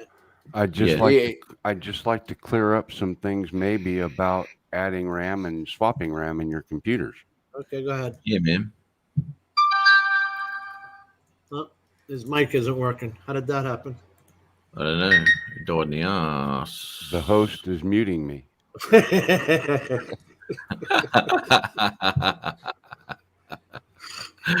Well said. We've got you. Good information, Mel. Thanks, Mel. Okay, no problem. Oh, you son of a bitch. He jumped out, too. He jumped out. He's not even in the green room. Oh, did he go? Yeah. Jim, I think we need to start. Hey, I think we need to start using Zoom, man. The features in that are way better. Anyways, the deal on that, Jim, is that most motherboards are what's called dual channel. So basically you'll have set 1, set 2, and then set 1, set 2 for the sockets on the motherboard. Like so Matt was saying, 2 are gray and 2 are black. So, yeah. They're alternating, aren't they? Right, yeah. Yeah. So the people that stuck 2 in and didn't get it working right probably put them back to back instead of in the dual channel. Like you guys know, I don't give a damn about this RGB stuff. Last thing I need is a rainbow of lights going on. I'd rather shut that crap off. But see, Brian here says do your whole PC setup first, then change out the RAM. Oh, yeah. Start it up with what it's got. Yeah. Don't you have to? I think you got to download some programs, right? Well, who knows, mate? It's been that long. It'll do upgrades, that's for sure. And you'll be downloading, restarting, and doing all sorts of shit for a little bit. But once it's all done that and all that, you got Windows 11 on that one, or is it 10 still? 11. There you go. It'll be good. So, is it good? I don't know. I don't know, mate. I keep going, fine. no, later. There's not much difference, Jim. It's fine. It's fine? Yeah. Right. I didn't notice a big difference. I'll just say there's probably 300,000 devices at Microsoft that are running Windows 11. They force upgraded all of our devices. Mel seriously is not coming back. I don't know why he left. We joke around with everybody here, and he left. All right. Did you mute him or not? Yeah. Oh, you did mute him. Just when he said, I'm going to tell you about the RAM, I muted him. Oh my God. Oh, shit. I do that to all of us. Yeah. It all depends on how close you are to bedtime, whether you can put up with that. Yeah. And he was saying he was going to bed earlier. He was. Oh, bloody Hey, hell, after Mel. Hey, Jim, you think you can help me after the show, though? Maybe we can stay on in private. Yeah. Oh, So, here he is. He came yeah, so- back. Damn you, Mel. There you go. I thought you really took off. Worn off. I'm just recovering from COVID. I'm a little sensitive, all right? You bitches. I noticed. Your vagina dried right up on that one. Oh, my God. Oh, Jim, I'm going let to me pop mute out for a that minute. other I'll be right back. All right, brother. So, like, Don't mute him again. Don't fucking mute him. like Rod was saying, the channels, if there's 4 slots on the motherboard, there's 2 channels. There's a channel 1 and a channel 2. Quite often, the closest slot to the CPU chip is channel 1, and that's quite often where you would put your first RAM stick, and then your second stick would go in the 3rd slot. Yep. My particular motherboard, however, is labeled with the second slot as being channel 1. So my main 2 slots for RAM are slot 2 and slot 4 rather than slot 1 and slot 3. So when you open your computer, Jim, the first thing you're going to do is void the warranty because you're going to change the RAM. Okay. Yeah, okay. So just look at where the RAM is now when they build it and send it to you. Right. And then take the chips out of those 2 slots and put your new 2 chips in those same 2 slots. And then reboot your machine, and that's all you got to do. But I think Matt is right because I heard one guy in the question and answer of the buying site, which is Best Buy. One guy had put 2 sticks in, and the computer would not start up. When he took one stick out and left it with 1 stick, then it started up. That's probably because he had it in 1 channel and 2 channel instead of both sticks in 1 channel.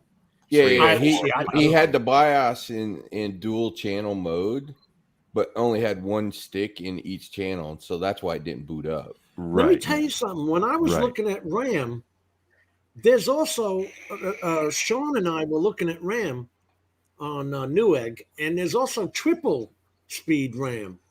I mean channel. You know, like our RAM is dual channel, DDR4. You got 6 slots. Mm-hmm.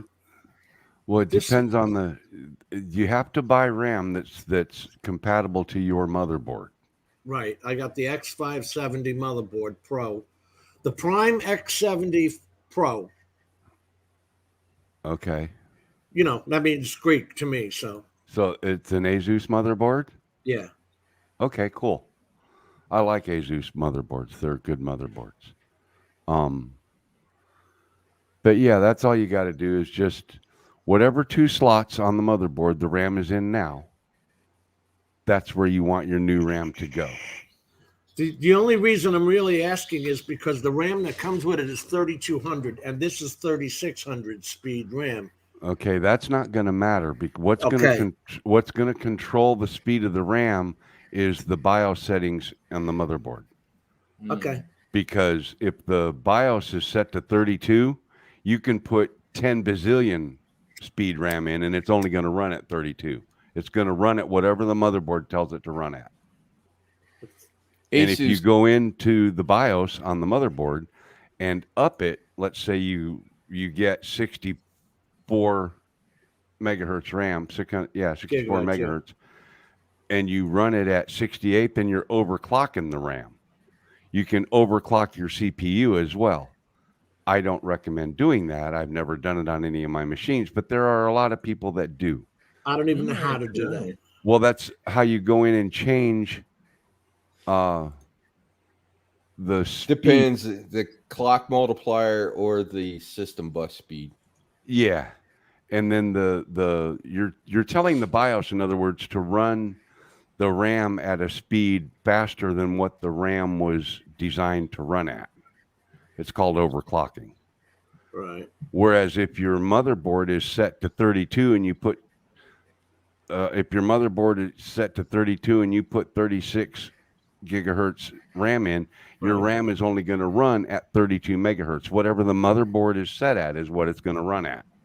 Well, then it's going to run at 32 until I tell it something else. Yeah, It depends on the board and whether it runs each bus on a separate timer and all that stuff. The easiest thing to do, because you're getting Asus motherboards, you can download a utility from Asus to set all that crap. It will literally test your hardware and kind of go, here's the best settings for your board kind of thing. Yep. So I want that. Huh? I want that. That's Asus. Yeah. That's Asus. Tell the idiot the other what to board do. manufacturers have that too. But I like software that tells the idiot what to do. Now stand up, Jim. Turn around. And go ahead and say it, Matt. Walk away. and then once you do that, then just leave it alone. Don't mess with it no more. There's an old saying in computers, right, Hot Rod, that says, if it ain't broke, don't fix it. Yeah, and I'm with Mel. To be honest, overclocking for the difference of what you get out of it, all you're really effectively doing is shortening the life of your hardware. Yep, because you're just making more heat, and we all know what heat does to electronics. Because normally to overclock, you have to bump the voltages up, which is going to shorten the lifespan of the device. And if you don't have a power supply that can handle the heavier voltage load, then you have even more trouble. Well, So- see, I went through this with Sean, who just showed up. So if anything screws up, guess whose fault it is? It's not my Jim's. fault. Jim's. What's wrong with it? Jim's. It's Jim's fault. Anyway, boot the machine up, Jim. Run it. Do all the updates. Do all the upgrades that you're going to do with the software and updates and everything it needs to do to come to life. And once you get all that done, then shut it down and put your new RAM in and start over. Oh, we gotta get rid of the bloatware first. Yeah. Hey guys, I'm gonna nick off. I got some full batteries now, and I got to test this shit out. Well, have fun playing, Matt. I'll catch you. Yeah, man. Hopefully, I'll get my drone back. I'll keep you updated. If it disappears, something's gone wrong. Yeah. Yeah. All right. Just don't blame the drone. Right. It's always the drone's fault, Mel. You know that. Oh, is that how it works? Yeah, way too good to be for that to happen. Oh, okay. APAS 5 with 360-degree obstacle sensors that only recognize stuff that's that big around or bigger. Yeah. Still can't And see even a power line. That's at a pinch, Mel. So, Sean, what information do you need to know about? So I need to know basically the model number of your laptop. That's in your about section. Right. So I need to know what the maximum amount of memory and the maximum amount of speed it can actually handle on it. I don't think it tells you that in the about section. It just doesn't tells on you- there. No, it doesn't on there. But off of his model number, I'll be able to figure it out. Okay. Right. So pop up your about. Yeah. Your about screen. And it would be in my about section. Yeah. Yeah, should And I'll give you a shut full up. model Okay. number. If not, it'll be on the bottom of the laptop. Yeah, on the label. Right. Anyway, guys, I'm gonna go to bed. Thanks, Jim. All right, Mel. And good to see you, Mel. Glad you next took time, the joke. give me a couple of minutes or so before you start fucking with me. All right? I'll just fuck right back and leave. You know.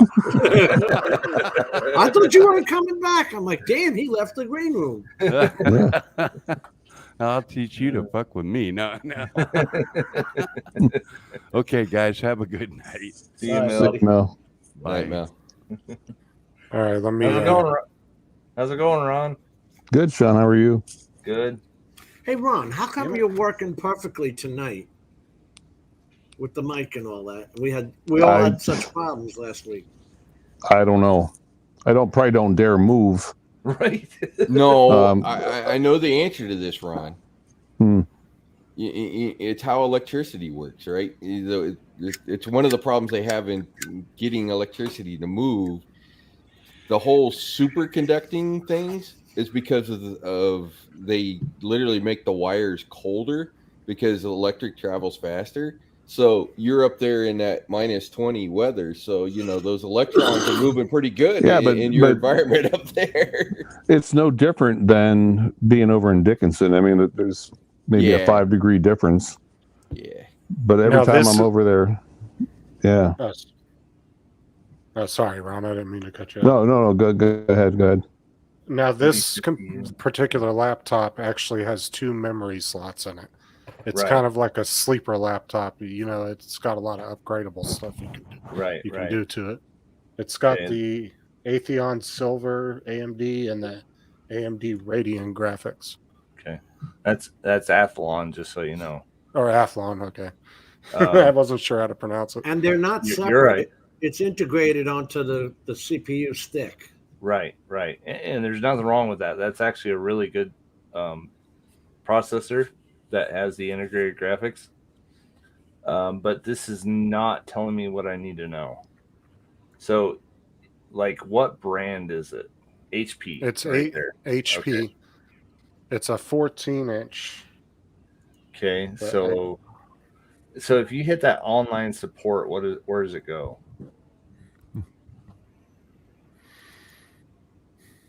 Let me see. Depending on how old that is, the HPs had memory that was soldered on the motherboards and then sockets. Hold on. Right. Why is it? So, sometimes they had one socket and then one that's soldered on. Yep. Right. But yeah, again, it just depends on the model number. I've seen quite a few HPs that still do have the 2 sockets on them too. So. Yep. My HP Omen 2019 does. Yeah, the Omens are nice. I like those.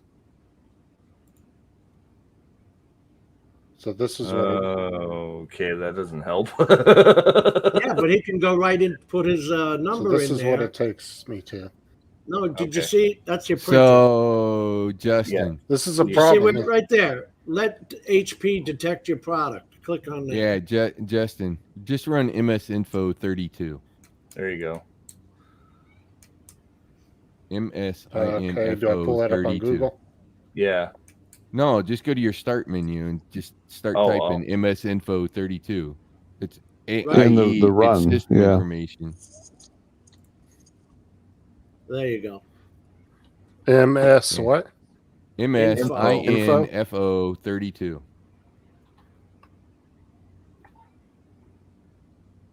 Remember where I work.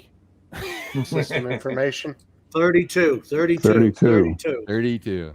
Type in 32, System otherwise it there won't you come go. up right. Now open. Okay. That goes to the same place. Oh, it goes back to this one. Yeah.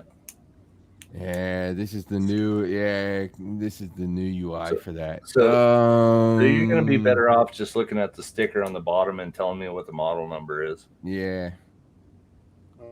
Let me see. There's one sticker on the bottom. I like the old MS Info 32 better. Right? This isn't XP anymore. I remember when nobody wanted to get off of that. There's literally one sticker on the bottom with the barcode.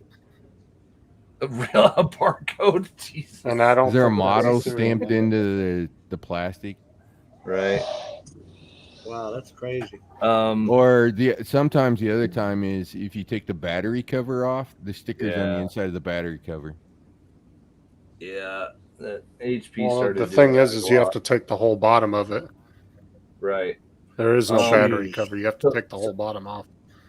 So on the top part of it, it should actually tell you, like, is it a pavilion? Is it a, like HP what? Like, it should say something on the top of it, like where your keyboard and shit is, above the keyboard.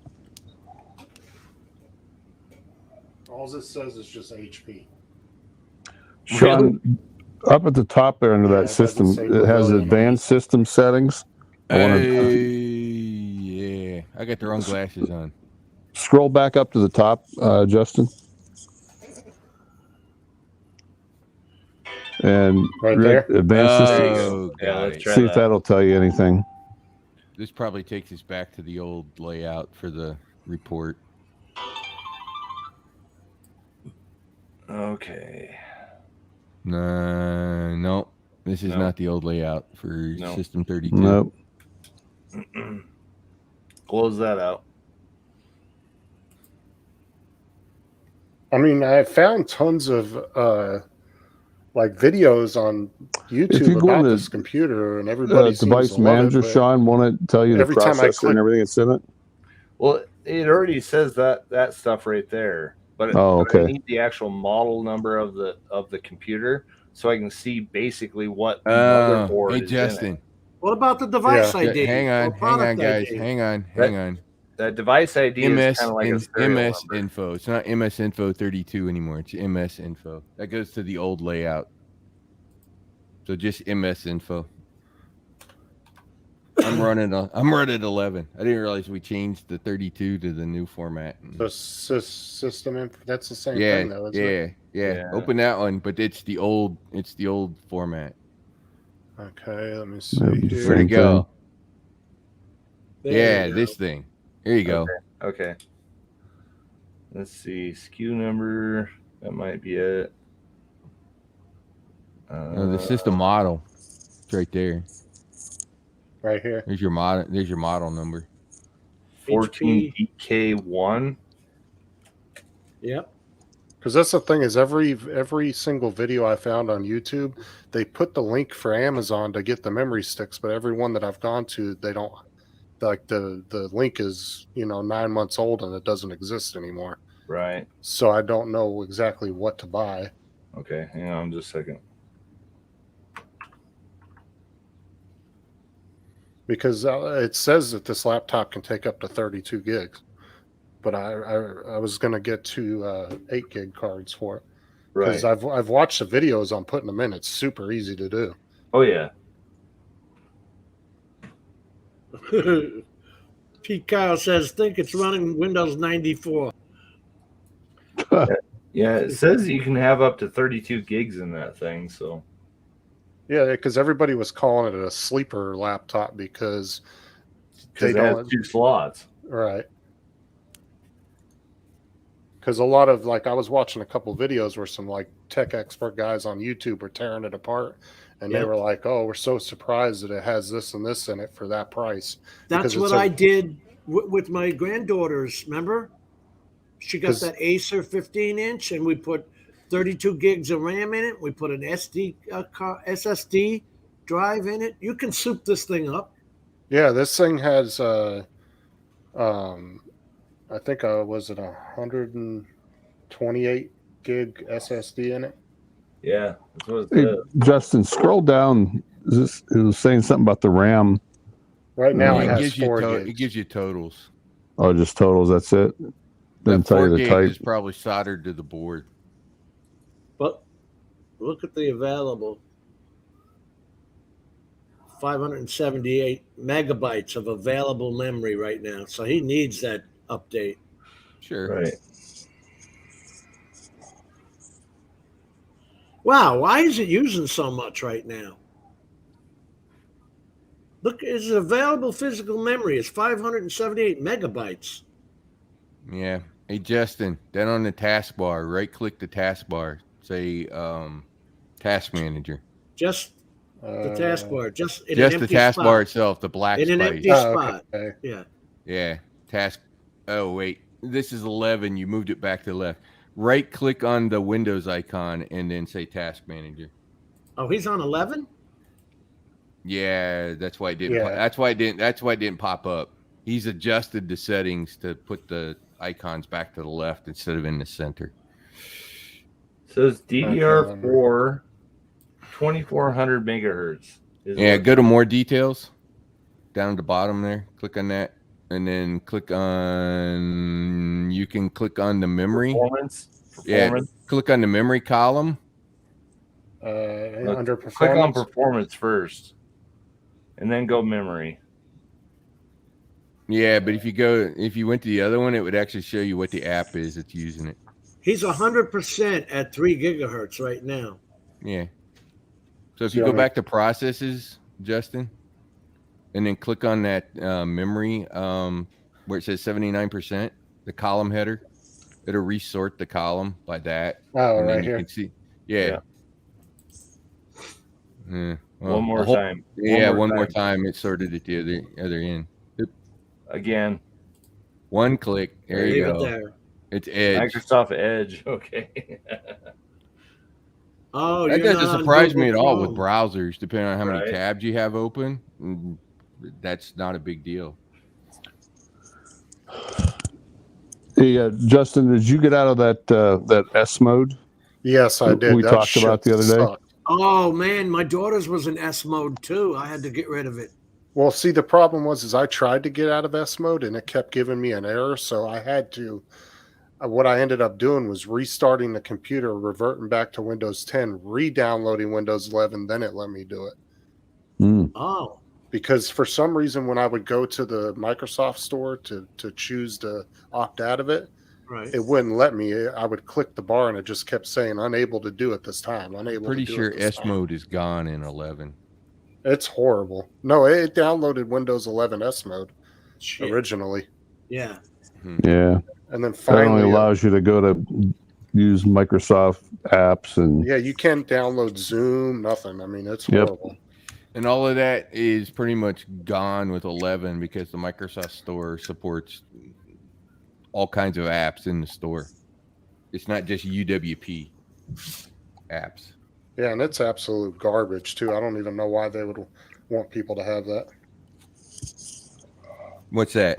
That Windows S, like, because you can't download anything except for out of the Microsoft Store. You know the answer to that one? Well, I know what there's a simple answer to that. It's called a government agency called schools, where they like to lock things down so that people can't install things that they're not supposed to install.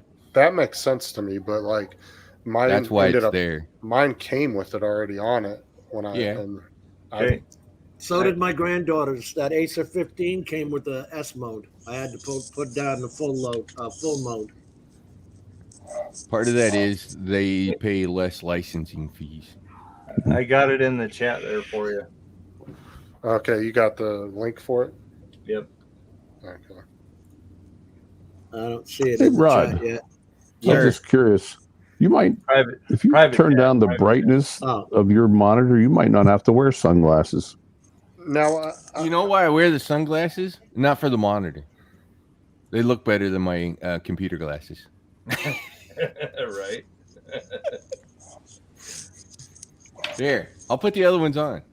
And then tell me which ones look cooler. Obviously, the sunglasses look cooler. Where the hell's that link at?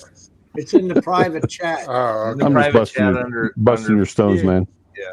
Nah, it's all good. Do you think it would be better to go with the 32 or just go with like 16? Well, Nah, put 32 is in it. max, so Yeah, go to max. Don't if you're ever gonna put RAM in, go to max. 32. Because it's already going to allocate for the video card on the processor. It's already going to allocate 8 gigabytes onto that. So take 32 away from 8, and that's what you're actually going to have for your system memory. Okay. Damn it. Oh, it's DDR 2400 is the best he can do? Yep. It's SO DIMMs. They don't run as fast as desktop. Right. Standard size DIMM slots. Yeah, they're smaller chips, but that's what's in laptop. Smaller and lower voltage. Now, even though the price is the same as the computer that you bought it for, trust me, it is worth the RAM upgrade. Sure. Right. Oh, yeah. Especially if you're running 4 gigs like him. Yeah, try buy Apple RAM. Oh, God, no. Can you even do that? No. Yes, you can, but it's a pain. Yeah. I didn't know that you could screw around with an Apple computer. Oh yeah. Oh yeah, they have replaceable modules as well too. But holy crap, are they expensive? Yeah. Oh, you want I expensive? Try to get HP branded memory for an HP server. Oh God, no. We're talking thousands. Oh yeah, per card. What is that? 16 slots in a server? Wow, yeah, Justin, but I'm that's just the saying lowest one price. one dim is probably Yeah. $1,000. Oh yeah, because it has to be ECC as well too. Yep. That That's is why the Kingston lowest made so price. much money. That's why Kingston made so much money. Oh yeah, they sold them for cheaper than the HP ones, but they're still expensive as hell. Yeah. Shaun, you getting a lot of snow over your way? We got about let's see, Southern Idaho got about 3 feet, and then we got about 9 to 10 inches, and we're supposed to be about 12 degrees tonight. You had the high winds though. On Amazon? No, that was the best price anywhere. What were you saying, Ron? I was just going to say you had the high winds over there too. Yes, we are having anywhere between 35 degree or 35 mile an hour winds with 58 mile per hour gusts. Mm. So yeah, it's drifting like crazy. I was just talking to my friends in Tahoe. Oh my God. There's something like 10 feet. Yeah, they got hammered too. I mean, really bad. Like we got hit pretty hard, and we got a couple more storms coming through. But wow, 125 on Amazon. I don't know if it's the same though. Is it? Keep in mind, everything electronics is the prices have been going up. Yeah, actually, I just read an article today that NAND chips, which are used in the SSDs, they're expecting the price on those to finally start dropping next quarter a little bit. Versus 125. Yeah, not much difference there, but yeah, a little cheaper. $2. Same stuff. But CL16. Well, give me the link for the ones for Amazon though, since I use them. All right. If it's only a couple dollars difference, I'll send it to you in. Just send it to me in Messenger. Yeah. Cool. I appreciate that, Shaun. Yeah, hope that helps. Oh, well, all you guys, because you guys all kind of chipped in and helped on that. It was all me. It was all me.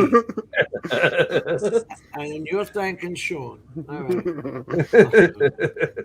So, one of the things, Jim, from probably why to keep the smaller memory footprint in is when you stick the 32 in, the OS is going to have to auto grow the page file because the page file is set to auto in the OS. And so since you're jumping memory, it will grow the page file out on disk. If you're on an M.2 SSD, man, it is. You'll never notice it or see it make a difference. It's a 1 terabyte SSD. M.2. Yeah. The brand I don't know. It's probably there's several. Could be Samsung, could be Toshiba, could be there's a couple others I can't think of off the top of my head.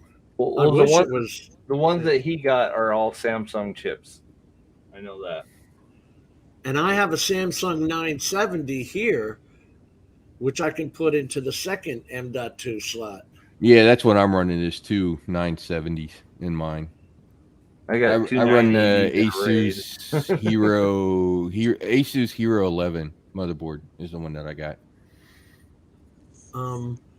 Shaun was telling me that the top slot actually is better for the 980 Pro, and then the bottom slot is better for my 970. Right. Yeah, it depends on the PCI, how many PCI slot or lanes go to that particular slot. Right. So the top one does run 8. The bottom one, from what I can read from what his specs were 4. It looks like a 4. So yeah, Justin, so you want that 3080 in the 8. Right. No, in the 16. The 3080's in the 16 already. God. You mean 980? No, 3080 is what he ordered his machine with. Yeah. Oh yeah. Okay. That comes installed in this 16 Right, slot. right. I was thinking of the M.2. I was thinking 980 and the M.2. Right. All I've now, got now when free, I change cards out, yeah. Now, somebody in one of the videos watching to remove the battery before you do that. Yes. Yes. And the Yes, battery just pops out absolutely. with a couple screws. Should I remove it for static No. reasons? All you have to do is undo the connector. The battery and then just connector. hold the power button down to discharge, right? Right. Yes. After I remove the battery? Right. Yes. You can leave the battery in, just undo the connector where the battery is connected to the PC board.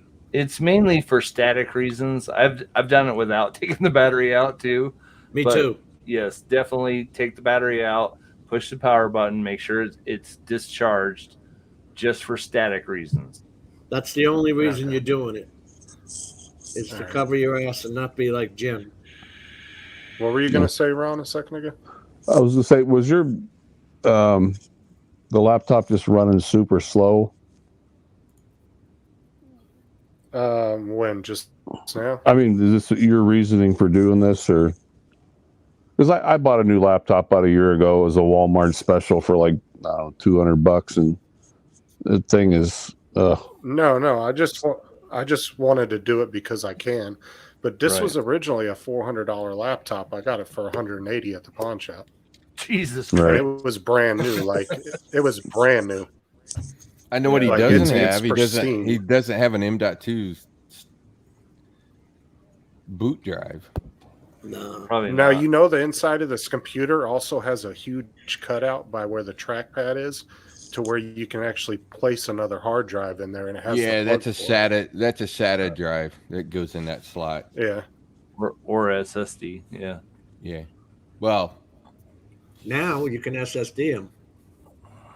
yeah, but it's correct. somebody It's else the also- standard 2.5. It's the standard 2.5-inch laptop drives. Right. Which could be either mechanical or SSDs.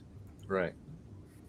So the reason why they have a second option there is because you could rate them in a RAID 0 if you really wanted to and get a little bit more speed out of the hard drives. But you're not going to have any redundancy at all. So if one of them crashes, you're going to lose everything. I don't have redundancy. I don't. I just have 18 external On drives. your new computer, you could have redundancy. But I won't. Okay. Redundancy is have one of But the now, is USB external drives and back it up once in a while. Right. That's the redundant. That's But now, that's will all this most people laptop- need.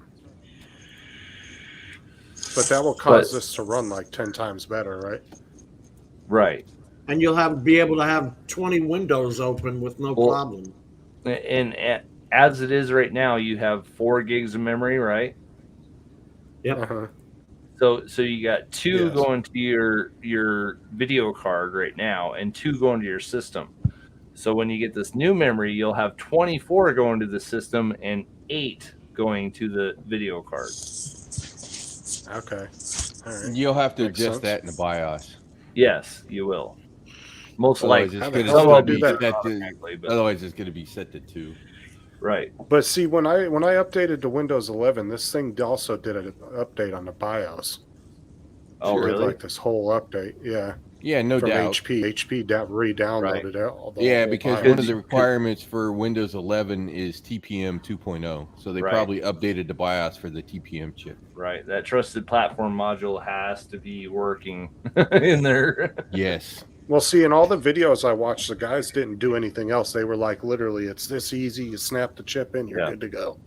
And Yeah. they didn't Yeah. say anything about having to redo anything. So No, you No, shouldn't you have to. No. It's not a big deal.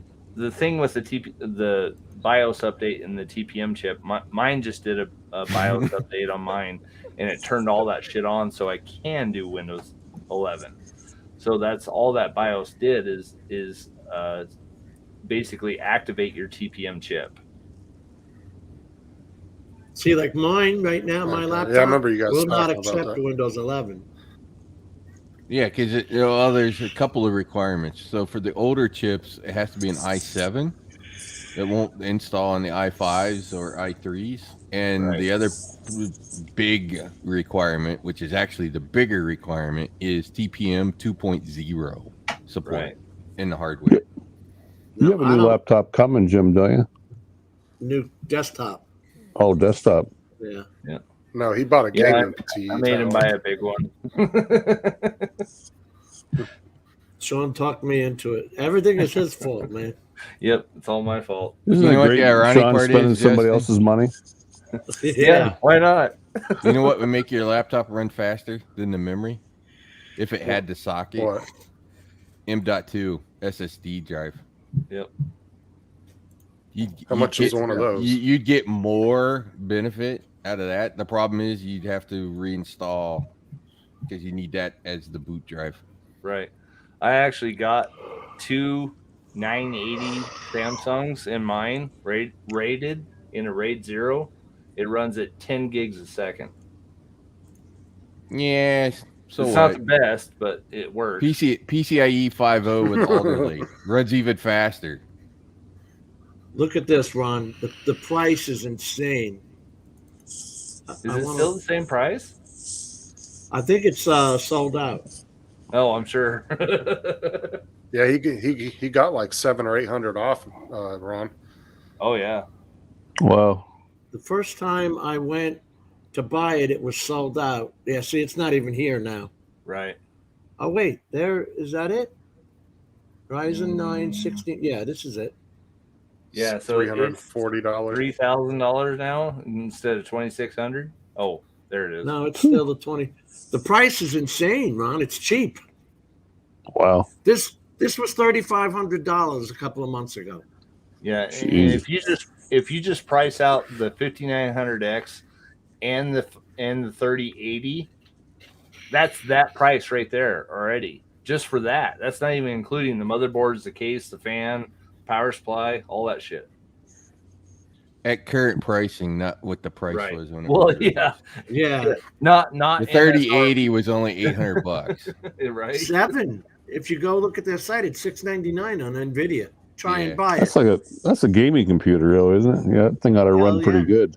That'll run in Davinci Resolve, no problem. Because it's got the AMD, Davinci will run better because it renders. The AMD renders faster than the Intel chip until the Alder Lake, which just released. Yeah, if they don't have the problem with the stupid chipset fucking blowing up on them. What? Yeah, I just saw that today. The new Asus Maximus system is blowing chips because they actually put one of the resistors in backwards. Oops. Yep. That's all it was, but it gives you a code that there's no memory installed when it blows, and it's actually caught on fire a couple times on a couple different boards. The nice part is it's Asus. They'll fix it. Right. Oh yeah, they will. Hopefully it doesn't ruin anything else like the memory chips or the processor though. I'm gonna see, where is it? You see, everything is different, Sean. Look at this one, says 1,000-watt power supply. Right. The one the other guys were saying a 750 power supply. Right. Yeah, you're just gonna have to look and see what they actually send you. Yeah. I hope it's an 850, but yeah, most of them have gone to the 850s because of the video cards. Right. I hope so, but anyway. Because I mean, the video card can take almost 300 watts, depending on which one you have. Yeah. Over Yeah, 300 see? if it's the 3090. This Yeah, one here says 750. Mine does 332 watts, so yeah. Yeah. It's the Asus Maybe, Prime Pro. Next week, I'd like to put in a request to bring my laptop on and see if I can upgrade mine. Okay, all right, no problem. I thought you have Apple Pro. I do. I have just my laptop that I bring to work with me. Right. but it doesn't run that well, and I'm just wondering. I put some more RAM in it. I mean, I went through it a couple months ago, and I took a bunch of. It cost you $400? No, shoot, like 200. Okay, I can tell you what your number one problem is, hands down. Yeah. Oh, I know what it is too. Yeah, it's called a 4200 RPM SATA drive as the hard drive in a machine like that. Oh you my need an God. M.2 SSD, or even just a normal 2.5-inch SSD would be 5 times faster than what you have for a hard drive. Right. I'll be right If back. you just have Sean get your credit card out, he can get you one like Jim did. Yeah. Yeah, no problem. Just hand it over and. Now my next problem is finding an OLED 4K HDR monitor for this thing, which will be more expensive than the computer. Oh yeah. You need to get you one of those big curvy. You want the mini OLEDs.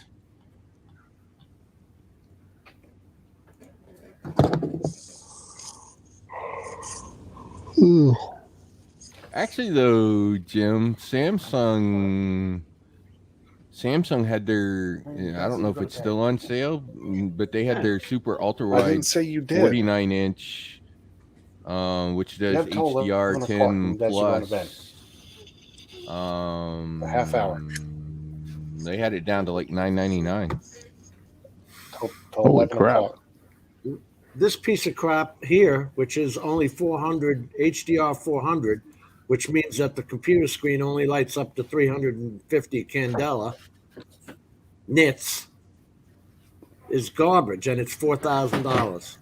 Wow. Absolute yeah, look for garbage. oh God, what the hell was the model number on that one? I'd have to go find Do what? If you find it, shoot me an email. Yeah. I'll look, and then I'll just shoot you an email. All right. Because other than that, I'm looking at this. It was for, actually, if you go to Samsung.com, it's probably on there, because I think they were selling it off their site. Yeah, that's pretty high. Jeez.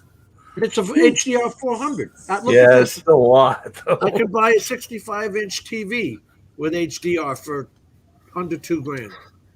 And how many frames per second, or what's the rate? The hertz is the big difference between the TV and the monitors. I'm not a gamer. Well, it doesn't matter, but I'm gaming monitors on 320 hertz. So yeah, the high-end TVs are 120s for the most part. The standard TVs are all yeah, but that's the thing though, is 120 hertz with Dolby Vision. I'm a all the happy high man. ends. That's not bad.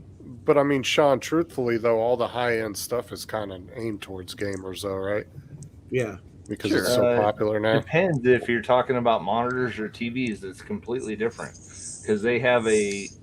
I'm talking about like.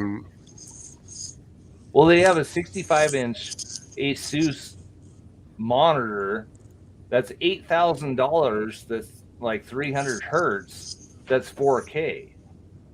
So, I mean, how far do you want to go? A TV compared to a monitor is completely different. Wait a minute. This TV, this 43-inch TV here, is a 4K HDR10 TV. Right. It is an absolute piece of crap for $250.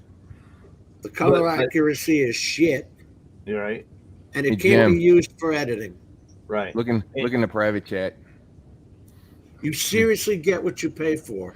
Because the nits on this TV are like under 300. Right. Your phone is brighter. Actually, the monitor I just linked you is the same one that I have. Yeah. I like that one, but I don't like the curve. Oh, yeah. This one has less curve. The newer one has the bigger curve. I actually don't like the bigger curve. Yeah, right. I will never delete the porn. That's not curved too bad at all. No, this is not curved. You saw that, huh? Bad at all. That's just the advantage of this one versus the newer version, which is actually. So this has got a, what is it, 1800R instead of 1000R. So it's less of a curve. What's your nits on it? That's the problem. No, it goes to HDR10. Look at the specs. 120 I'm hertz. trying. Let's get to the meat of the matter here. Where is it? 1,000 nits. Yeah. Spec. 1,000. Okay. That's Ron, good. Yeah, it does Ron, the if you're HDR. still- It'll do the HDR. Hey, Ron, if you're still around. Yeah, go ahead. Justine, go ahead. I was gonna say, if Ron's still around after Jim goes ends the live, I wanted to tell him something. No. So why for do you $900, it's not a bad monitor. No. It's basically two 27-inch monitors put together. What's the I'm trying to see. No, it's 1,000. I looked at. I saw that too. What's the resolution? Oh, that's the better one on this one. So this one's 51 by. Oh, hang on, the higher resolution. Right. There's the brightness, 600 nits. So it's not the 10. It's 1920. 1920 by. So it's the 51. It's the 51 by 100 by 1920. 1920. Okay. Yeah. This Which one is higher says than the 52 older one by because the older one 1440. had 1080 on the height. Yeah. This says 1440. Yeah. Yeah. Well, actually, guys, I'm gonna pop out. So that's a no, Justin. Yeah, sorry. Yeah, Yeah, I'm gonna 51 try and by- get some rest here in case we get called out. So. Right. Well, it's good to see you, Ron. Sorry Yeah, it's good to been see so you. long. Yeah, Justin, you have me on Messenger, don't you? Yeah. Yeah. Yeah. Yeah, shoot me a messenger. But guys, have a good night. All right. Thanks you for too, Ron. coming, Ron. We'll see you all later. Appreciate it, buddy. All right. Bye-bye. Yeah, the older version only had 1080. This one's the 1440. But I like it because it's not the super curve. The newer version of this has got the bigger curve on it. For Yeah, I like those USB curvy monitors. Those are nice. But see, look at this. I'm going with a 3080 card, which has HDMI 2.1. It still runs that resolution. It's about what the resolution of the monitor is running. So you can pump that data across that 2.0. Resolution, what does this mean, Sean? Resolution 3440 plus. So anything over 3440 for your expansion, for your width. It's 5K is what this one is. It does say 5K by 1440. Yeah. Yep. 32:9 aspect ratio. It's because it's the super ultra wide.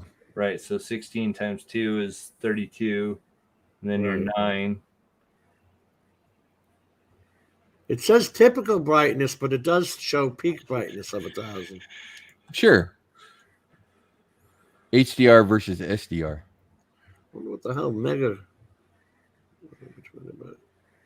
The Mega DCR, dynamic contrast ratio. I never heard of that. Oh, all these monitors all play games to get the Uh-oh, graphics. Sean. It's a VA panel, not an IPS. Ooh. Yeah, the colors might be a little off. Just a little bit. If you look, they probably got their other one, but their other one's got the bigger curve on it. I'm not. Why did you go with a curve? More. Yeah, it's curved right there. Yeah. Yeah, that's it. It's less of a curve than most of them. Like you go with the Samsung. Yeah, the CRJ9 has got less of a curve. Yeah. The newer one's got a bigger curve. That's actually a pretty light curve compared to like the big ass Samsung one that's like a 42-inch or something like that.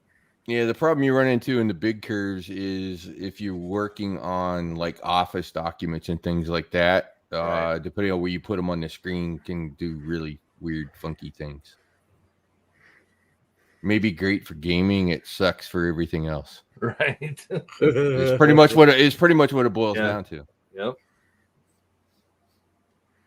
Oh yeah, and this TV that I have here is only a 60 hertz TV too. I really didn't look. You got to look at the packaging when you're buying, man. You got to watch the way they word shit. Yeah, look, 95% of DCI-P3. My daughter's Acer 15-inch is 100% Digital Cinema Initiative Protocol 3. 100%. Wow. DCI-P is what they show in the movie theaters. Right. For those who didn't know. It's a decent monitor. Yeah. Oh, I'm not saying it's not. It's great for me for what I do because I have a center, I have a left, and I have a right. So generally whatever I'm working on is in the center of the screen. Off to the left tends to be my Teams, and off to the right tends to be my email. Do you have a Nvidia card or a 2080? card? 2080. Okay. Yeah. That's a screamer too, right? Yeah. Oh yeah. Because I know it drives this panel just fine. Brian has the 2060, and he plays the Microsoft. The flight simulator? Yes, thank you, and has no problems with it. Yeah. That is a big ass program. Oh yeah. What's his frame rate? Oh, that I don't know. Okay. And that brings you back to the argument of Intel versus AMD. Right. Well, and like even a 3090, I've only seen that thing up to like 73 hertz or 73 frames per second. Now, I read, and this is from Puget Systems, who overdo the specs. When they do a spec, they overdo the living crap out of it. Mm-hmm. That the 3080 can't do 6 or 8K. You have to have a 3090 for that. Well, it'll probably do 8K, but it'll probably be like 30 hertz. Yeah, exactly. So, anyways, the 4000 series is coming next year. So, right. Oh my God, are you guys kidding? No. 4080s and 4090s will be out this spring probably. So why the hell is that? Why my computer just dropped in price? Maybe, but it's 2022 June. Yeah, that sounds about right. Holy cow! So you got time to save up if you want. Well, now you son of a bitch! You just had me buy this thing. You can't get better than what you got. Just drop it. Those cards will support PCIe 5.0 too. So right. Which AMD only does the PCIe 4.0. But you guys are killing 5.0 is new. That's actually what I'm waiting on. PCIe as far 5? as building a new machine is a fully PCIe 5.0 system and hardware. Mm-hmm. What these guys charge, okay? My computer is like not even is a pissant compared to what these guys charge. And then let's see, their basic model is like 3,200. No, and the problem, Sean, right now on the 690s that support Alder Lake, the PCIe 5, there's only like one slot. Everything else is like PCIe 4.0. Right. So until they get to the next generation of boards where it's basically 5.0 lanes everywhere, so that because you really want 5.0 for the video card, and you want 5.0 for the SS or the M.2s. Right. And the problem with it is like Intel has been behind the entire game anyway. I mean, it took them forever to come up with 4 in the first place. So by the way, the 6.0 spec is done. Is it? Yep. How many years before we see that? 2024. Yeah, 2024. This is Puget Systems. What I would have paid through them, $5,400. Holy shit! Yeah, that's an Intel Alder Lake. That first one is an Intel Alder Lake. That's a 12th gen Intel. Yeah, 12900. Yeah. I don't like the way that steps around. I don't know that Davinci Resolve with Fusion and all that is going to know how to act when your computer chip is I have the stepping answer down. to I have the answer to that, Jim. Go. So it's called Windows 11. One of the reasons we went from 10 to 11 was the new thread engine to support these big core, little core processors. Intel's next set of chip, or Intel's doing the big little, which is what ARM does as well. But the next set of AMDs will also start supporting big and little processors on the same chip. Right. So that was one of the reasons for going to 11, amongst other things. One of many was the thread management inside of the OS. They don't even let you buy above 3,200. Right. So let's just see what mine is. So this is mine right here. 4920. Yeah. What is this accelerators shit? What does that mean? Where? What? It's still. I don't know why they call them accelerators. Yeah. It looks like graphics cards. Yeah. Still 3080. Oh, so you would be buying a second graphics card? Yes. Oh, I don't need a second one. No, you don't.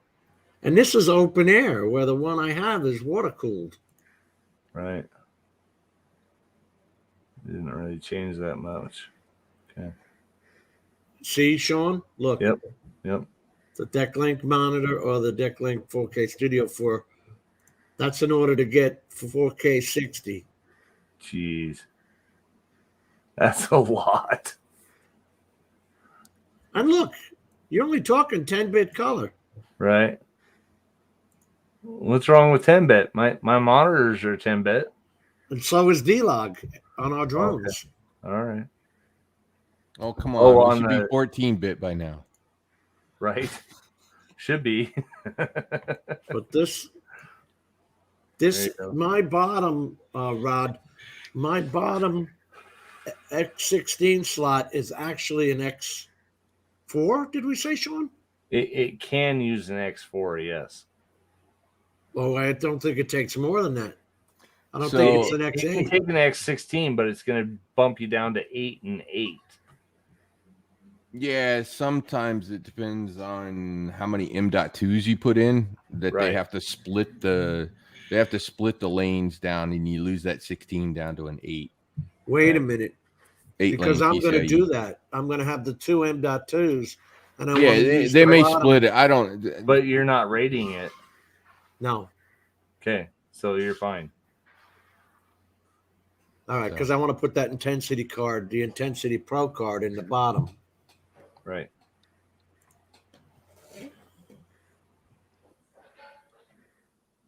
Trust me, it's a whole lot faster than what you had. Oh, yeah. You're going to get it and set it up and go, why the fuck do I still have this laptop? I'll just say on mine, which is the 9900K with 64 gigs of RAM and that 2080, I can render even my 6K videos. Obviously, it's rendering them in 4K through Davinci, literally in 1 or 2 minutes. Mm-hmm. It just, there's no issues. So Right. Super fast.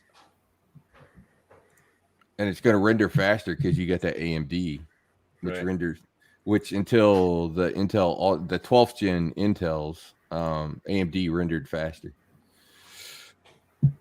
I'm worried. I got to use this card at the bottom on my bottom slot to get the clean feed out. See, and it even says that you can do a 16 lane. I never noticed that before. Yeah, that card's not a 16 lane. Look at the pins. Yeah, I know that, but it's weird that they say that. See, For its PCI maximum is Express 4K for 30. 4, 8, and 16 lane slots. And these. Wow. This is caramel and cheese. What did it say? Caramel and chocolate, and then 2160, which is 4K. At 30 frames per second. Right.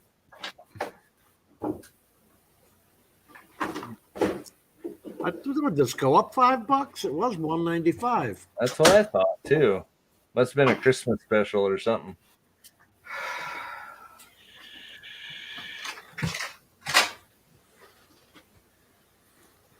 Yeah. Anyways, So much it's shit getting late, and I probably need to bug out. So we need to knock this off. Tonight was the computer night, huh? Oh yeah. he's excited. Not the drone night. It was the tech night. Well, you know, you get it's a whole new. I'm used to the when I had a desktop in the house. It's so old. It's like a piece of crap. This one is my first foray into decent Nvidia and all that, and I had no idea on where to go with the Alder Lake or the AMD. But I hear that Alder Lake heats up, and I don't like the way that there's 3 steps to it, and you never know how the program's going to handle that. You know the interesting part about this? The multi-core specs benchmarks actually run better on the small cores versus the large cores. Well, this is 12. Intel has done a freaking outstanding job balancing the big cores versus little cores. Yeah, they call them E cores, efficiency cores. Yeah, the little ones. P cores. Yeah. All right, I'm going to end the live stream. Thank you very much for coming, whoever is still here. Good Lord, is anybody even here? You were getting down to like 8 or 9 people. Yeah. It was good. We probably bored everybody with computer